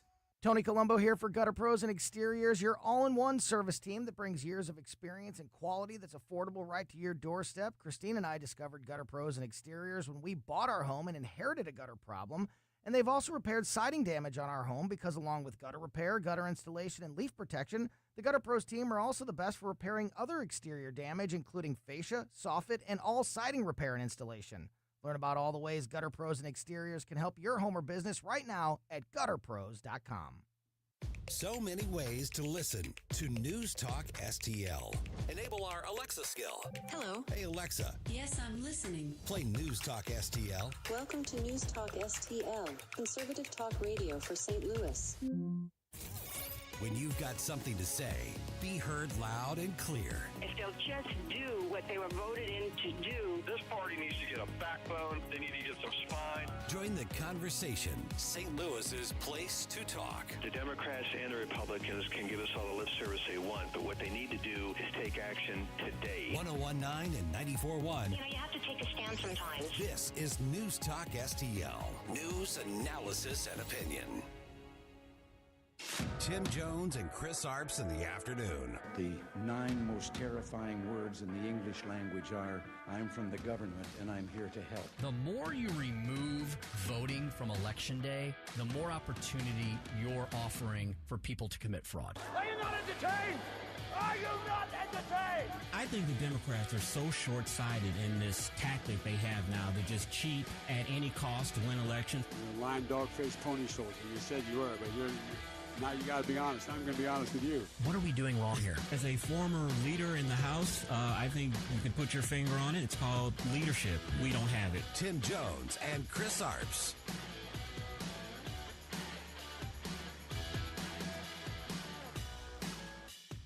Well, Joe, let's start with where we were exactly a year ago when you had all of the blue chip forecasters, including the Fed and, the professional and academic economists. And if you looked at the forecast for the blue chip, it was that we would have about 1.9% growth for 2025. And we now know with pretty much certainty what the growth rate will be, according to the Atlanta Federal Reserve Board, through December 23rd. And we've had growth rates over the last 3 quarters that have been twice that high, almost twice that high. So we've got an economy that is doing much, much better than the economists believed. And part of the reason the economists were so negative on the economy, Joe, is exactly the point you just made, tariffs. Now, you are exactly right. I'm not a big fan of tariffs, but you know what? I am a big fan of some of these trade deals that Trump has been able to pull off over the last 12 months. It will be the economy, stupid, as we head into the election year. Welcome back to a new year, new shows, and more here on News Talk STL. We got a lot of surprises and announcements coming, I know, in the weeks and months ahead. And the Tim Jones and Chris Arps show rolls on into 2026. First show of the new year, all 3 of us back in the saddle. And all 3 of us, Chris, will be in Jefferson City for the start of the 2026 legislative session on Wednesday. And not only am I excited about that, because I always love being up there for the start of the session, but Joey told me it's going to be 60 degrees that day. Usually, Tim, when we're up there, it's about minus 10 degrees after the show's over when we go home. So it's going to be nice for once and not have to walk through that Jefferson City wind tunnel there at the Capitol. It's going to be a nice day. I'm excited about that. I am. You know, as well. I love cold. I love cold weather, as you know. No one ever says, let's go to Jeff City in January for the holidays. Look, exactly. We love our capital. Jefferson City in January is not something to be desired. And we've all spent many years there. And even though our capital is always warm and welcoming and beautiful and wonderful, the surrounding area around it is usually windblown and freezing cold. Remember last year, Chris? Yes. We went up for the inauguration, and it was like -5. Yeah. We were all frozen. We were like all little popsicles trying to get in and out of the Capitol over those few days. So, you know what? I'll welcome this little January thaw because I'm sure we've got a lot of winter still left in store. Exactly. You know, we heard that clip talking about how well the economy is doing, and I'm not saying this to brag in any way because anybody that invested in the stock market last year did very well. But my personal 401k, 20.15%. I'm very, very happy with that. Yeah. I'm sure other people's had similar results as well. So I'm happy with the Donald Trump economy. I could not agree more, Chris. I made probably the easiest prediction possible on New Year's Eve. I was here. What was I doing that day? Joey, maybe, do you remember why I was here, Joey? Was I doing? you running Vic Show? Vic Show. Vic Show. Yeah, maybe that was it. I was with Ken, I think, on New Year's Eve. Anyway, I made a prediction that was probably the easiest prediction to make, Chris. I said the Dow is going to hit 50,000 in 2026. That's not a huge leap, but you know what? It's a little bit of a out on a limb because bad things can happen, right? Look what happened in 2020. Exactly. You know, we didn't know that was coming. The Dow today, Chris, is it's well on its way, going up nearly 600 points. Very happy that there may be some stability in South America, especially with the flow of the all-important global commodity known as oil. The Dow closing at 48,977 today, knocking on the door 49,000. The NASDAQ up 160 points, and the S&P 500, which is one of the strongest measures of financial stability, security, and wealth, up 43 points today. A lot of green on the big boards. And it's what Stephen Moore, who appears often on our station, described there. And and you know, if you go back a year ago, all of the quote economist experts were predicting that Donald Trump was going to cause the economy to crash. Sure. It was going to be World War Z, and zombies were going to walk the land. The opposite has happened. Yeah, like I said, great return. I think one of the things that the market is reacting to also is the effects of the big, beautiful bill should be starting to kick in here in January and in the ensuing months. And so I think the markets are taking that into account as well, that they are gearing up for huge growth this year, which there should be. I would fully agree with you because I'm going to talk about that, how that works on the state level with state policies. And when I give you the list of states that did well last year as far as people wanting to relocate and move there, you will not be surprised. It's the same type of pro-growth policies. And as you referenced as we were wrapping up 2025, Donald Trump will need to turn his focus to the economy because as much as Americans are probably happy that South America has one less communist dictator in power, what Americans are going to vote on when they go to the ballot box this November, isn't that wild? This November is going to be how they feel personally and as a family as far as their economic and personal safety and security. They're going to vote on their safety and security in their community and the safety and security in their bank books. Exactly. And I think one of the immediate effects that they'll see from this Trump economy, and we felt it already, I mean, all throughout Christmas, all I kept seeing on my Facebook page were people talking about $2.50 gas, and in some areas it was under $2. Amazing. That's something you see immediately. I mean, it's going to take a while for food prices and other commodities to go down, but gasoline, that's something you see right away. That's something that you buy every single week. Gasoline, when you see that price go down, that hits you immediately. And people, whether or not you're even filling up your car that day, you see those giant numbers as you drive. I mean, on my trip here, I probably passed 5 or 6 large gas stations on Interstate $44 and $2.70. And so you see it you don't see grocery prices flashing on billboards generally, but you do see them at the gas pump. And psychologically, you see if it's over 3 or over 4. I know during those years I was sad and depressed. When you see it tick down into the 2s and the low 2s, people start feeling like they can handle day-to-day economic pressures. Do I sound chauvinist if I say I don't see them at the grocery store because I don't grocery shop? That's okay. Okay. That's right. How about the liquor store? Okay, we'll all go to the liquor store. Yeah, yes. Which bourbon should be cheaper now that Jim Beam has decided not to distill any liquor this year because there's a glut of it. So I'm sure prices should be coming That's down. one of those happy sad moments, right? It's like I'm happy that maybe there's less alcoholics in the land. I like, I'm a social drinker. Everything in moderation. Yeah. But I do know that a lot of people struggle with alcoholism. So am I happy that maybe there's less of that and that younger people are maybe not drinking as much? That's a good thing. On the other hand, I don't want our poor friends in the bourbon trade to suffer and struggle. Exactly. The bourbon business has literally boomed the state of Kentucky. Yeah. The Commonwealth of Kentucky, as they call it. Yeah. And the young people aren't drinking anyway. They'd rather get high than drink bourbon. They're going to cheechandchong.com. Exactly. Yeah. Welcome back to the Tim Jones and Chris Arps Show, 514 in the Heartland. We got the Speaker Stump speech coming up. I'm going to shift gears to what's going to be happening here in Missouri and what's happening around the country regarding tax policy and how that does affect how money walks and where money moves. And at 5:25, we will once again return to the international stage, and we will take a closer look at the Maduro indictment. Is it as rock solid as many legal scholars believe? What are the pitfalls that could befall prosecutors as they prosecute Nicolas Maduro, his wife, and the regime? Susie Moore will break all of that down for us. She's deputy managing editor, redstate.com, and co-host of Mike Ferguson in the Morning. And I would suggest to our audience, if they wanted some pretty interesting reading regarding this Maduro indictment, is to read the actual indictment. It's only 25 pages, and it reads almost something out of a novel almost, of what these people were involved with. Man, they were, wow. That's all I could say was, wow. Joey, when are they going to make the full-length feature movie on this, and who's going to star everybody, Maybe that guy who did Borat, have Maduro in one of those mankinis, neon green. I heard that the tracksuit that he was arrested in is sold out. It was some sort of Nike outfit. I heard that. I guess people are getting their Halloween costumes ready. I thought tracksuits were, played out. I thought that was like a Run DMC in the 80s thing.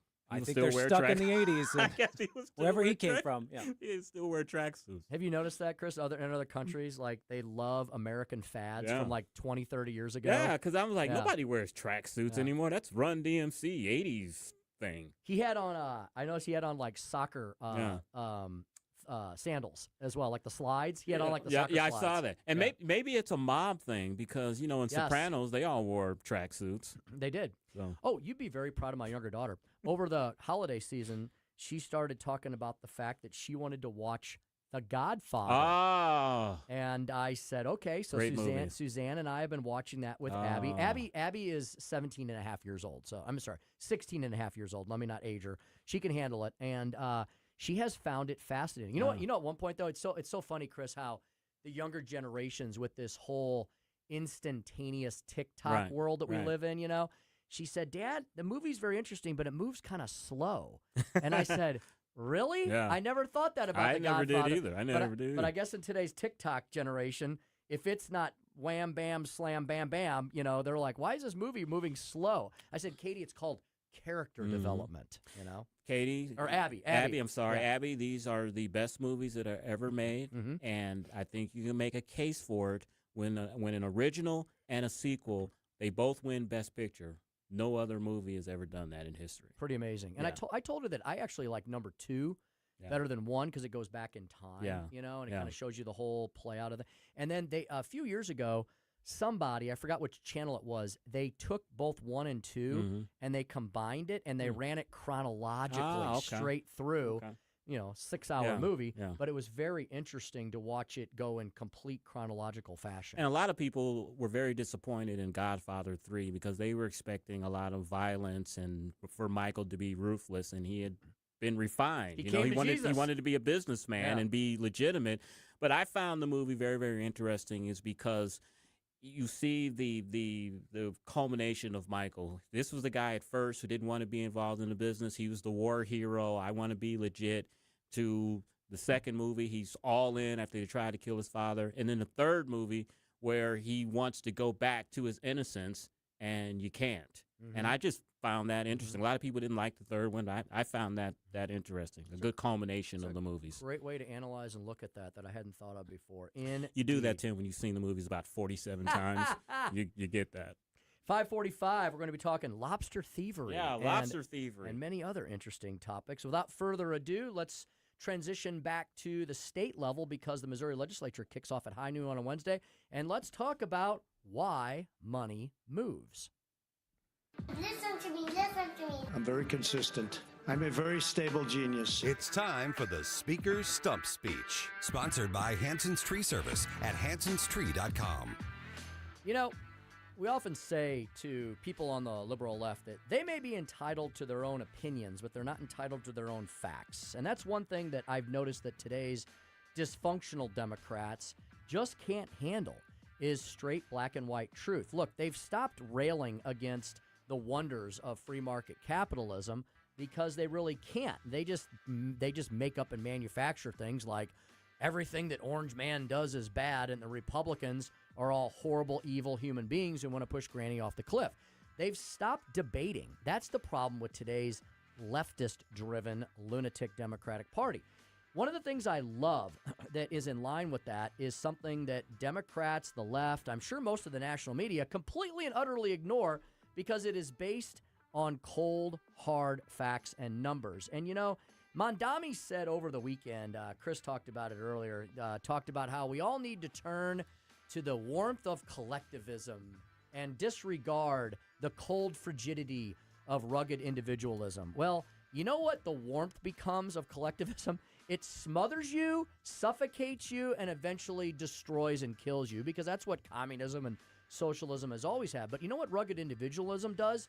It builds things like the freaking United States of America and the fact that no matter who you are, no matter where you came from, as long as you're here legally, you can pursue and achieve some aspect of the American dream. Some people experience it in massive, major ways. Some people experience it by simply becoming part of what I love, the upwardly mobile middle class, always struggling to reach that next rung. That is the wonders of rugged individualism. Well, that's all displayed every single year in the U-Haul Growth Index. It came out today.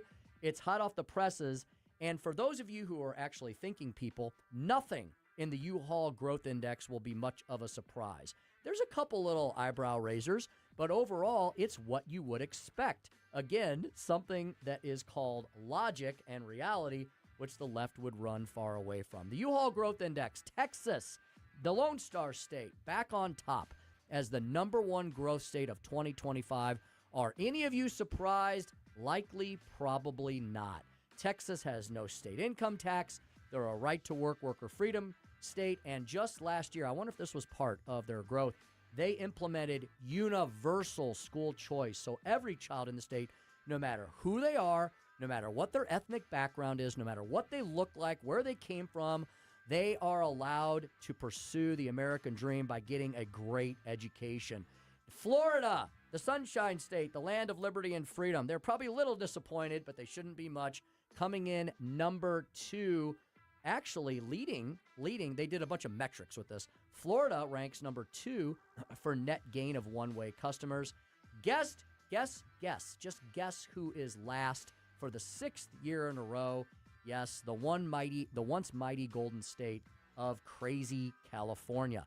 Is anybody surprised by these things? I mean, we talk about it every day, but the left continues to want to defend states that pursue bad state-based public policies, and they want to trash states like Florida and Texas and others that do it right year in and year out.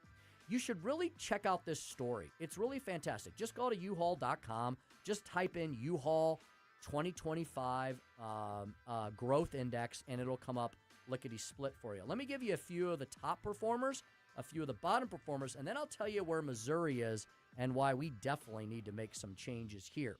The top 10, Texas, Florida, North Carolina, Tennessee, South Carolina, Washington State, Arizona, Idaho, Alabama, Georgia.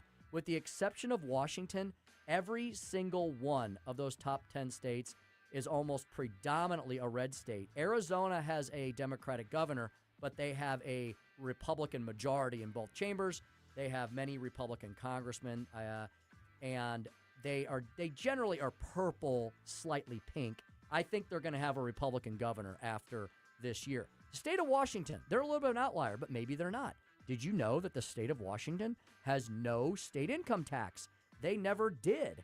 And now the left every year tries to implement that one. And guess what? Washington voters constantly reject it. So they're not completely whacked out in the state of Washington. And then after that, you have states like Montana and Arkansas and Oklahoma and Utah and Kentucky. The list goes on and on and on, and there's not a lot of surprises there. How about the bottom 10? Maybe not a surprise here as well. Coming in at number 40, Rhode Island. 41, Michigan. They have fallen from grace because they've repealed things like right to work and they've implemented heavier taxation. The failed state of Connecticut.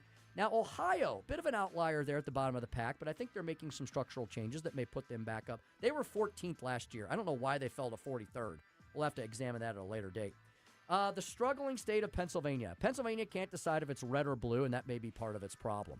Maryland, Massachusetts coming in at 46, New York at 47th, New Jersey at 48th, Illinois at 49th, and crazy California at 50. Is anyone surprised as to where these states place on this annual national ranking that is based purely on data and statistics of people moving around the country? Finally, Missouri.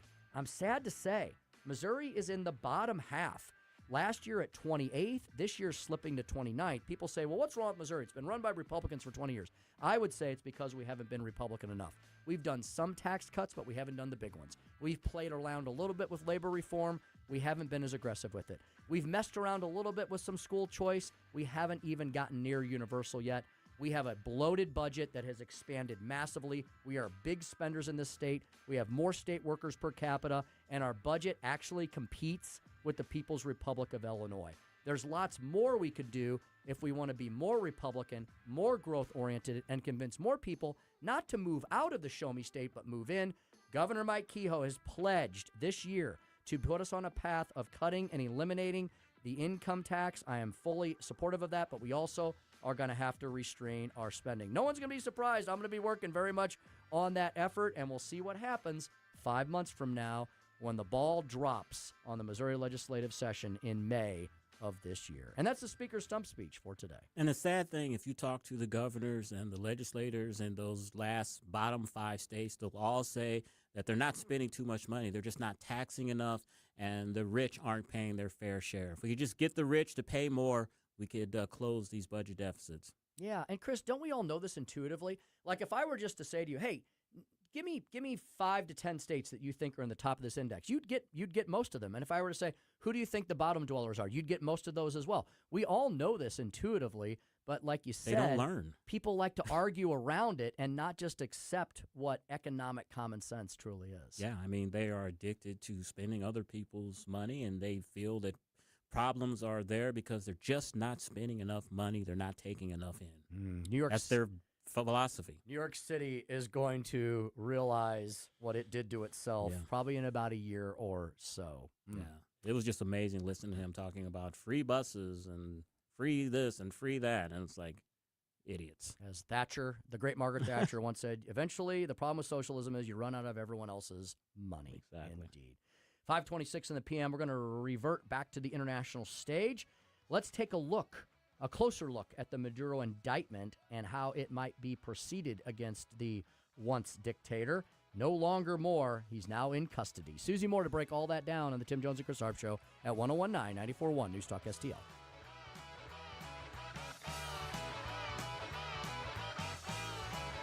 Made in St. Louis for St. Louis. It's News Talk STL.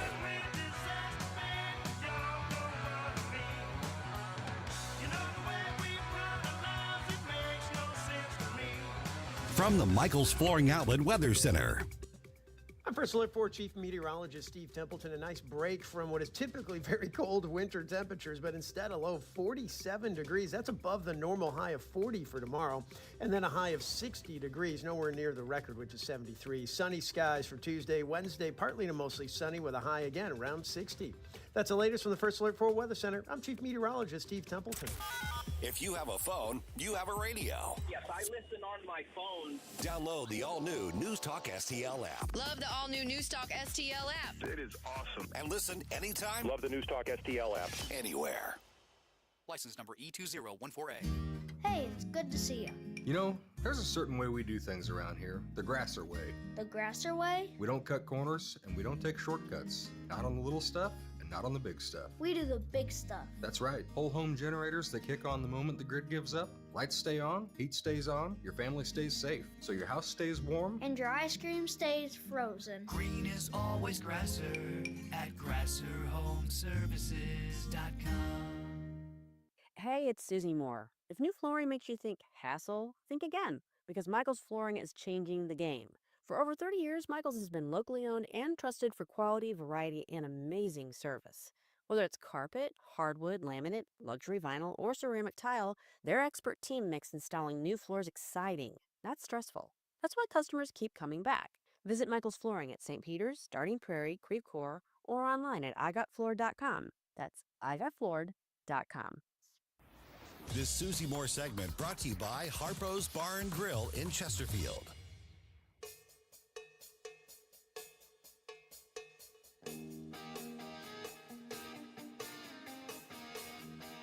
It's the Tim Jones and Chris Arps Show.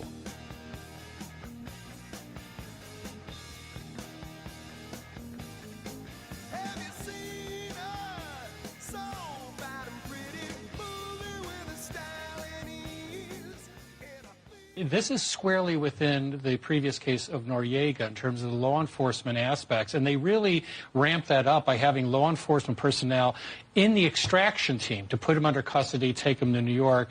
That seems to be iron-plated, and I don't think Maduro is going to be any more successful than Noriega was. The aforementioned Professor Jonathan Turley. Chris, let's see what our own legal expert thinks about that and more. Yeah. Oh, Susie Q, baby, I love you. I'm the boss. How about that? As she does on Monday afternoons, one of the hardest working ladies in the business, Susie Moore, Deputy Managing Editor of RedState.com, co-host of Mike Ferguson in the Morning, host of Red State Radio, Sundays here at News Talk STL, heading into the new year, 2026 style. Susie, I know you've, well, first of all, Happy New Year to you and to yours, and we're all ready to take another trip around the sun, aren't we? I know. How is it possible? And we've hardly gotten a breath as we've headed into this new year. No. You've taken a closer look at the Maduro indictment. Give us the 30,000 foot on it, and what do our listeners need to know? Yeah, this one's kind of interesting. The case against him was actually filed originally in 2011, and he was not a named defendant at that point. It was a guy who was like the head of intelligence, I think, under Hugo Chavez. But Maduro was added as a defendant in 2020 on the second or third indictment. Well, I think it was the second indictment. We're now on the fifth indictment in the case. It names him and his wife and his son and a couple other individuals. And it's not that long an indictment. It's basically just 4 counts. It has to do with, drug trafficking and weapons violations. It's called a narco-terrorism conspiracy is the first count against Maduro. And, it just kind of lays out the groundwork for that and the statutes under which they're being charged. Because this was approached and is being treated as a law enforcement situation, I feel like a lot of the furor and outrage that we're seeing about it is going to somewhat die down a bit. I think obviously Professor Turley is someone whose opinion I respect greatly, and I think he's right on this. I think this is one that's going to probably fall within the parameters of what we are allowed legally to do. It's just sort of stunning because we're not used to seeing administrations behave like this. Susie, you and Tim, of course, are trained as attorneys, and you're trained to read people. You're trying to understand people's motives. Do your best here and try to figure out why Maduro, who was given ample opportunities to leave the country, he could have been living in a nice dock house somewhere in Russia, why he decided to stay. That's a really good question. I don't have a whole lot of insight into him as a person or what motivates him. There's the possibilities are that he thought he could wait it out, that he thought that Trump was just bluffing. That would be an unwise position to take, but maybe that's what he thought. Maybe he thought that his buddies in Russia and China and Iran would help him escape this type of justice. The only other possibility would be that he didn't expect to, and he just kind of wanted to make a big show of it. I don't know. Susie, you made reference there to something that I've noticed most of the corporate national media is avoiding. And Susie, I've learned that over the last few years, one of the biggest signs of fake news, as Donald Trump coined it, is to pay attention to what the media is not covering or not paying attention to or not referencing. And even though we on this station and you all at Red State have talked quite a bit about the Chinese, Russian, and Iranian influence in the South American region, that's something that most of the corporate national media is completely avoided, but it's something that is very part and parcel of likely why the Trump administration took these actions, right? Well, I have to believe that's playing a significant role here. I think that President Trump has made it pretty clear that he believes that, a key aspect of America first is securing the Western Hemisphere and making sure that, we have, security, safety, that we're not at risk from nearby, enemies.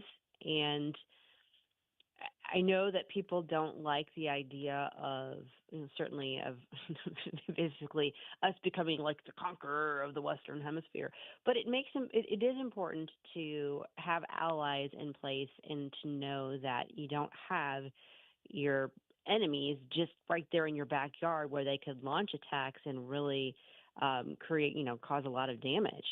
So I do think that this is all, kind of a piece with that. And I think that ties into his trade negotiations, how he handles Canada, Mexico, his, flirting with Greenland. All of those things are, I think, for him, part of just making sure that the U.S. is very, very strong when he turns over the running of it to somebody else. Susie, looks like the Democrat strategy going into 2026 is going to be supporting illegal immigrants, open borders, supporting narco-terrorist presidents, and affordability. Do you think that's a good trifecta there? I think they could probably focus on affordability and do themselves a favor. But even then, they're going to have a little bit of difficulty. Although I'm sure they'll probably try and throw some whatever sand they can in the gears of the economy. I don't know why Democrat leadership hasn't yet figured out that playing the 80-20 game is a losing proposition. There are lanes that they could stake out that would help them politically, electorally, and possibly help them win at least one, if not both houses back in November. But they seem just hell-bent and fixated on taking the 20 so that they can oppose Donald Trump. And it's like, you guys, it's not that complicated a game. I mean, it's pretty clear to see how this works. Yeah, Susie, I heard I think it was actually a real doctor who made a funny video a few months ago talking about how Trump derangement syndrome is a real thing. And he explained the diagnosis, the prognosis, and how you can get over it.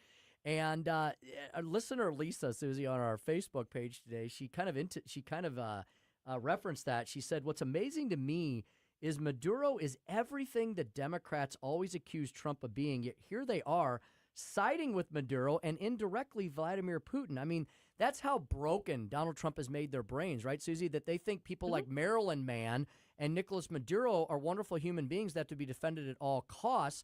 And while praising an absolute communist for taking over New York City, again, Susie, avoiding the 80-20 issues and going to the lowest common denominator of their completely wacky leftist base.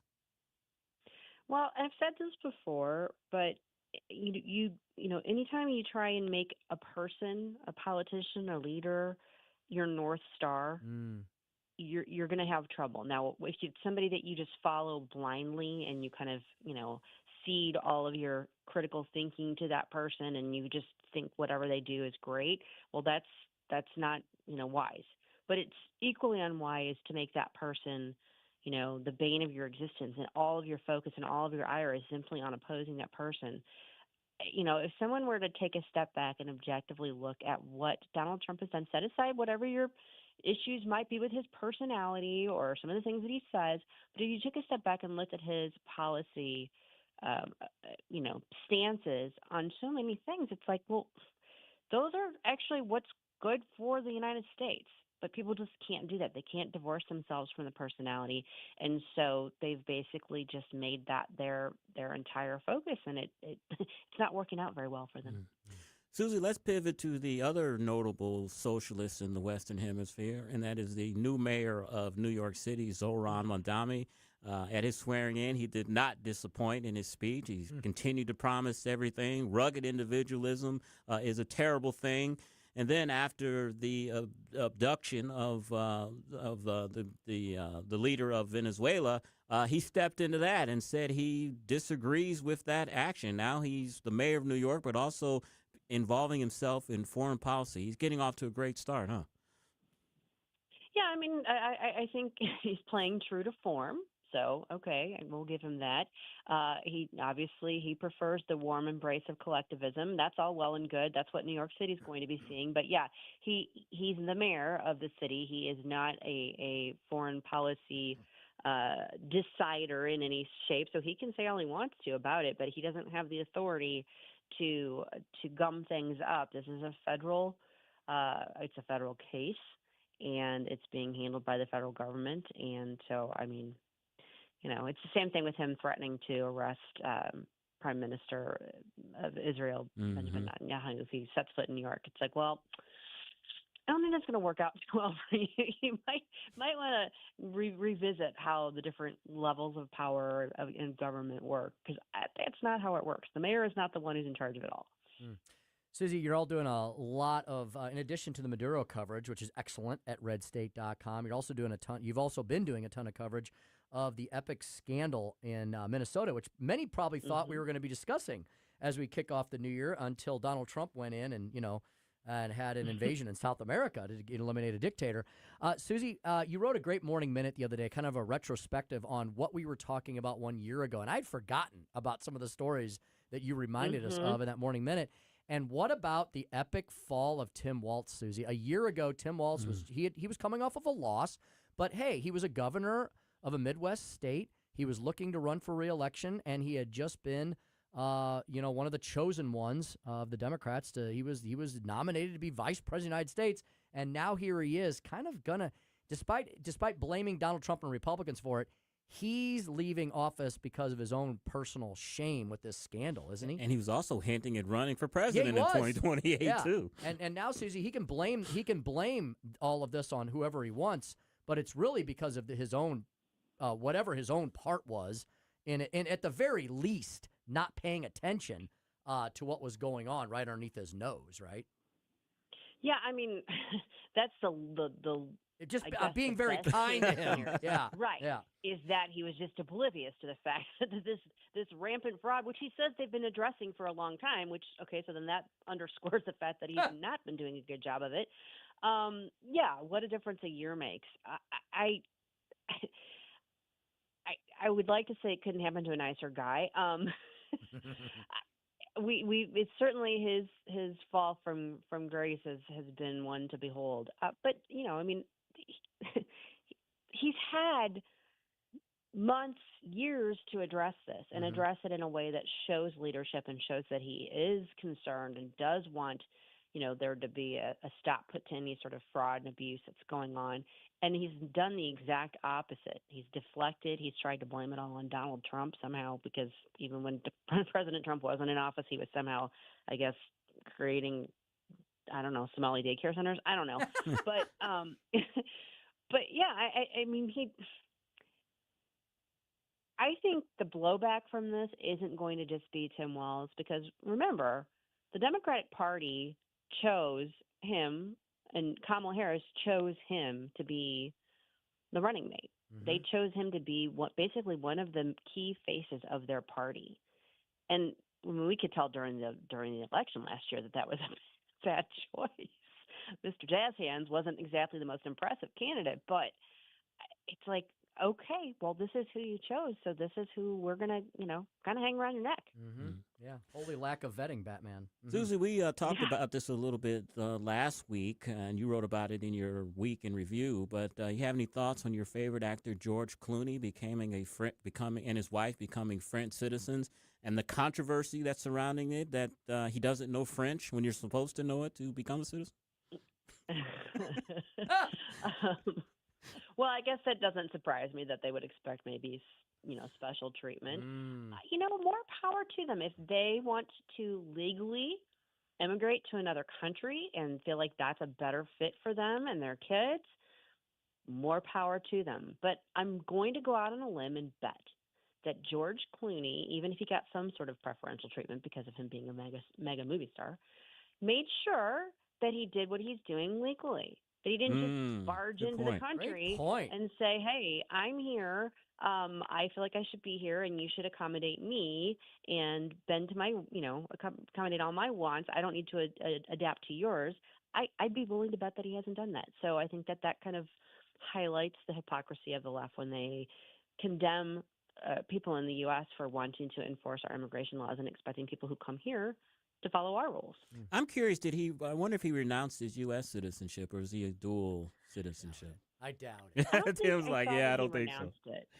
Yeah, and I don't know. I mean, there's some issues there with his wife and some of her activism, so I don't know if there was a thought that maybe getting out of Dodge was a not unwise thing to do. Was she the one that was playing like a fake foreigner? Like she was pretending to be of a different nationality?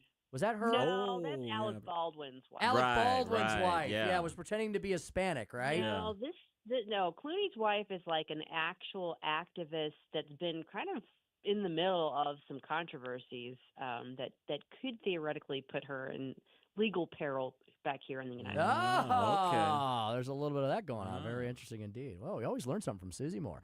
Susie Moore at SmoozyQ on Twitter X. Here every morning with Mike Ferguson and producer Jerome from 6 to 9 a.m. And on the weekends, the host of Red State Radio, Sundays at 4 p.m., redstate.com for awesome news and analysis. Susie, thanks so much. We'll listen to you tomorrow morning. Thanks, guys. Have a great evening. You too. You too as well. Wow, just like that, Chris, our first show of the new year, almost in the can. But before we get out of here, people are going to want to hear what you have to tell them regarding lobster thievery. Lobster thievery. And lobster is a delicacy, and it costs a lot of money, and somebody made off with a huge haul of lobster. And we'll tell you more about that next. On the Tim Jones and Chris Arps show, the first show of the new year. Happy New Year to all y'all. Thanks for listening to us and being back with us here at News Talk STL Nation. We wouldn't be here but for you. 101.9, 94.1, News Talk STL.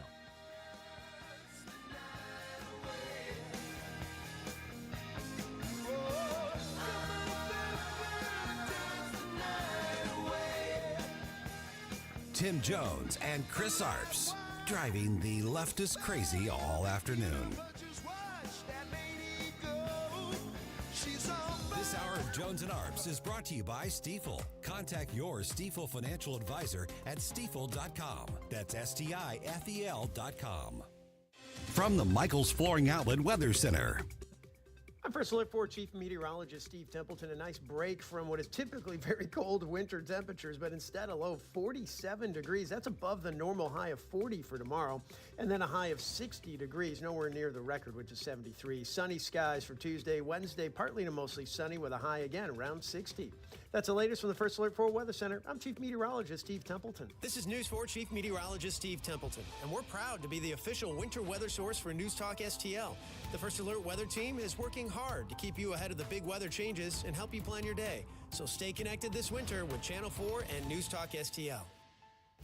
They served our country with honor. Now it's our turn to serve them. Join the freedom13.org for an unforgettable gala honoring America's heroes, February 27th at the Foundry Arts Center in St. Charles. A special evening supporting Freedom 13's bold mission. 50 camps in 50 states on more than 50,000 acres, building 650 homes for veterans, police, and their families. Tickets and sponsorship opportunities are available now. Visit thefreedom13.org.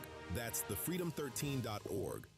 If you're waking up tired, stiff, or feeling like your mattress turned against you, it's time for an upgrade. And right now, Snooze Mattress and Wellness in Chesterfield has the biggest deals of the season. Save up to $900 on Stearns & Foster adjustable sets and up to $700 on Beauty Rest Black. No appointment needed. Walk in, get your personalized sleep assessment. It's real tech, zero guessing, and get matched to the sleep your body's been begging for.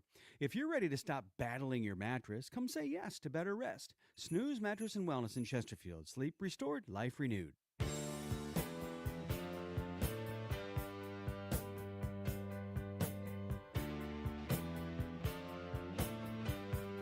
It's the Tim Jones and Chris Arps Show.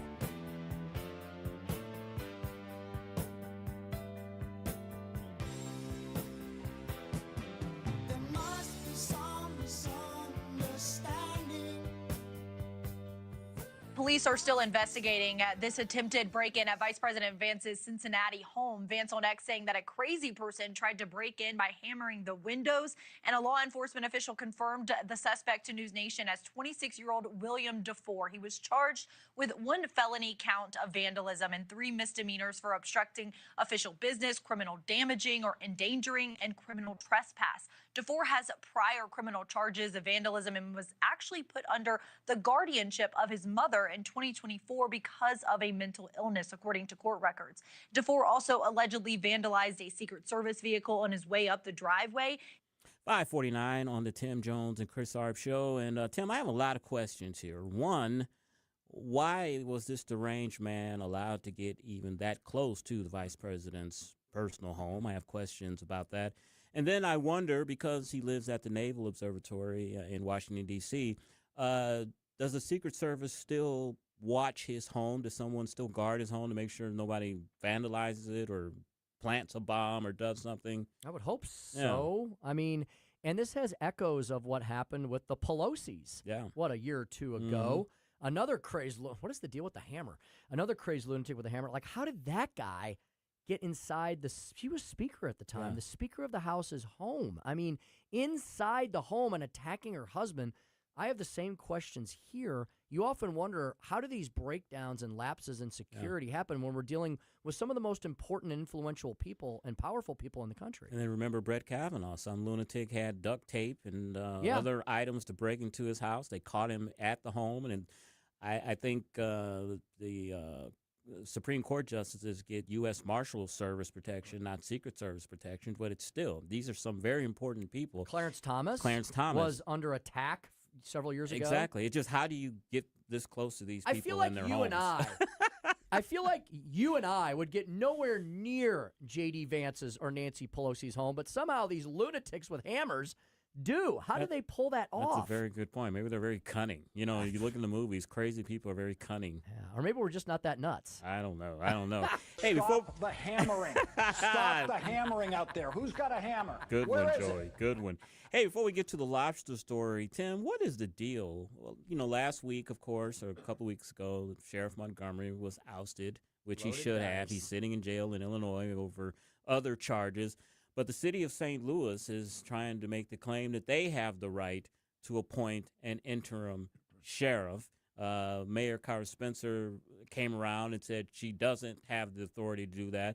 But the Board of Aldermen President Megan Green says that she does. You've got Catherine Hanaway, the Attorney General, that says no, the state of Missouri has that right. What's the deal here?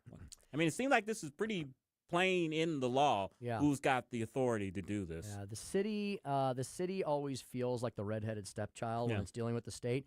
I'm sorry to tell you that you are. And even if St. Louis were run by Republicans, which it hasn't in 80 years since Meet Me in St. Louis days, I would say the same thing, because this whole local control thing, people get I'm sorry, but local control does not supersede the parent that created you. And the state government, whoever that was back in the 1820s when we created the state of Missouri, the state government then creates all these other, I'm sorry to say, subservient local governments. The state created counties, the state created cities, the state created water districts, and all the other taxing jurisdictions. You are always the child of the parent. Same thing with the federal government. We've conceded a lot of that authority, but the states are supposed to be the parent over the federal government.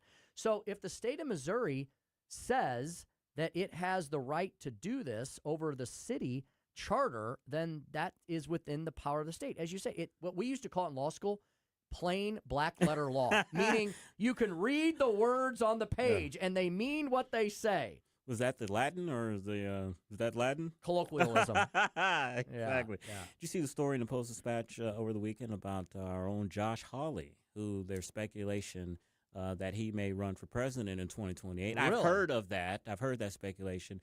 And a lot of people are speculating that's why he's taking some stances that are opposite of President Trump, because he feels that the blue-collar base is what the Republicans need, and that is the future of the Republican Party. So that's why he does what he does. What do you think of Josh Hawley as a presidential candidate? I think that he's trying to out-populist some of the leading populists like J.D. Vance and others who seem to be navigating that fine line a little better. And I think Josh Hawley has taken some stances that has a lot of Republicans in the base scratching their heads, supporting things that a Reagan Republican, forget about a Trump Republican, a Reagan Republican would never support, like increasing the minimum wage and things of that sort. I love Josh Hawley's stance, strong stances on life. He's very good on that. But some of these like uber, almost left-leaning populist ideas, I'm not as much of a fan of in recent years. If he was on the ballot this November, do you think he could win? Without a significant opponent, yes. The power of incumbency is so strong. I don't know. Could he win a primary? If he had like a mythical, well-funded, more conservative opponent, I think he'd have trouble. Yeah, but do too. Those are a lot of ifs, right? You have to have somebody who's well-known, lots of money, and Danforth would probably fund an opponent against him. Well, I don't know. Maybe Danforth he likes Hawley again. I don't know. Remember, Hawley went uber MAGA? Yeah, that's what I said. I think Danforth would probably fund him. I don't know. It's hard to figure. You know, it really seems like Senator Eric Schmidt has navigated the morass of Washington, D.C. In a fashion where he is close to MAGA world, but also has very much kept conservative Republicans back home absolutely satisfied with his performance. And people forget when he was in state government as a state senator, because he represented Kirkwood at that area, he was considered a moderate. He was, and he came from a very purple area, and we used to tease him. We used to tease him about that and say, come on, Eric, man up, vote Republican. And he'd be like, I'm doing the best I can. And you know, I always felt that he wanted to govern in a more conservative fashion, and he has. He has evolved the right way. Whereas Josh Hawley has made a couple strange, he's made some strange decisions as to certain things that really fly in the ointment of a lot of conservative Republicans, including his stances on labor. I agree. Joey has given me a very subtle hint to get to the lobster story. Lobster thievery. He's put the sign in front of me, written lobster on. Here it is. Lobster thieves made off with $400,000 truckload of the prize shellfish early this year. The heist took place in Taunton, Massachusetts. The USA Today reports it involved a shipment meant for Costco stores in Illinois and Minnesota. They think that they hired someone who they thought was legitimate, but the legitimate carrier company was being impersonated by someone else in a very sophisticated way, according to a spokesman. Says the thieves wound up probably pocketing $200,000 after reselling the pilfered delicacy. So somebody got a really good deal on lobster. Yes, they did. And you know why they did it? Because you're supposed to eat things like lobster and shrimp on New Year's Day. Oh, I didn't even think of that. They symbolize good luck because they crawl and swim forward, not back. I had to look that up. That's the first time I've ever heard that. Me too. I'm 54. Yeah, and Never heard of that. I never heard that. I'm like, why? And then one of my older friends said, Tim, it's because those sea creatures swim and claw forward, not backwards. I know one New Year's superstition that I've heard that you're supposed to eat black-eyed peas. Yes. On Saturday. That's a Southern thing. Yes, I've heard that. And the last one, my German grandmother, Chris, on New Year's Day every year for good luck would make sausage and sauerkraut. So that's a good luck thing. For the Germans. All right. Well, it's been a great first show here on the Tim Jones and Chris Arps Show. Larry Connors USA is up next. He will have the big story. I'm sure it'll have something to do with Venezuela as well as the big story. Thank you all for tuning in. You've been listening to the Tim Jones and Chris Arps Show on 101.9, 94.1 News Talk STL. Drive safe and have a great evening.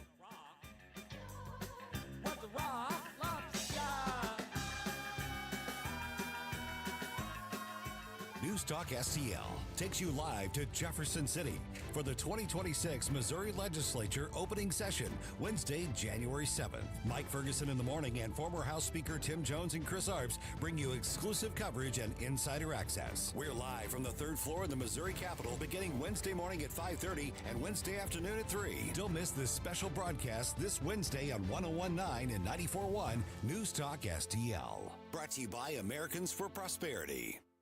Hunters, you know what's going on. Duck and goose season. Finish strong with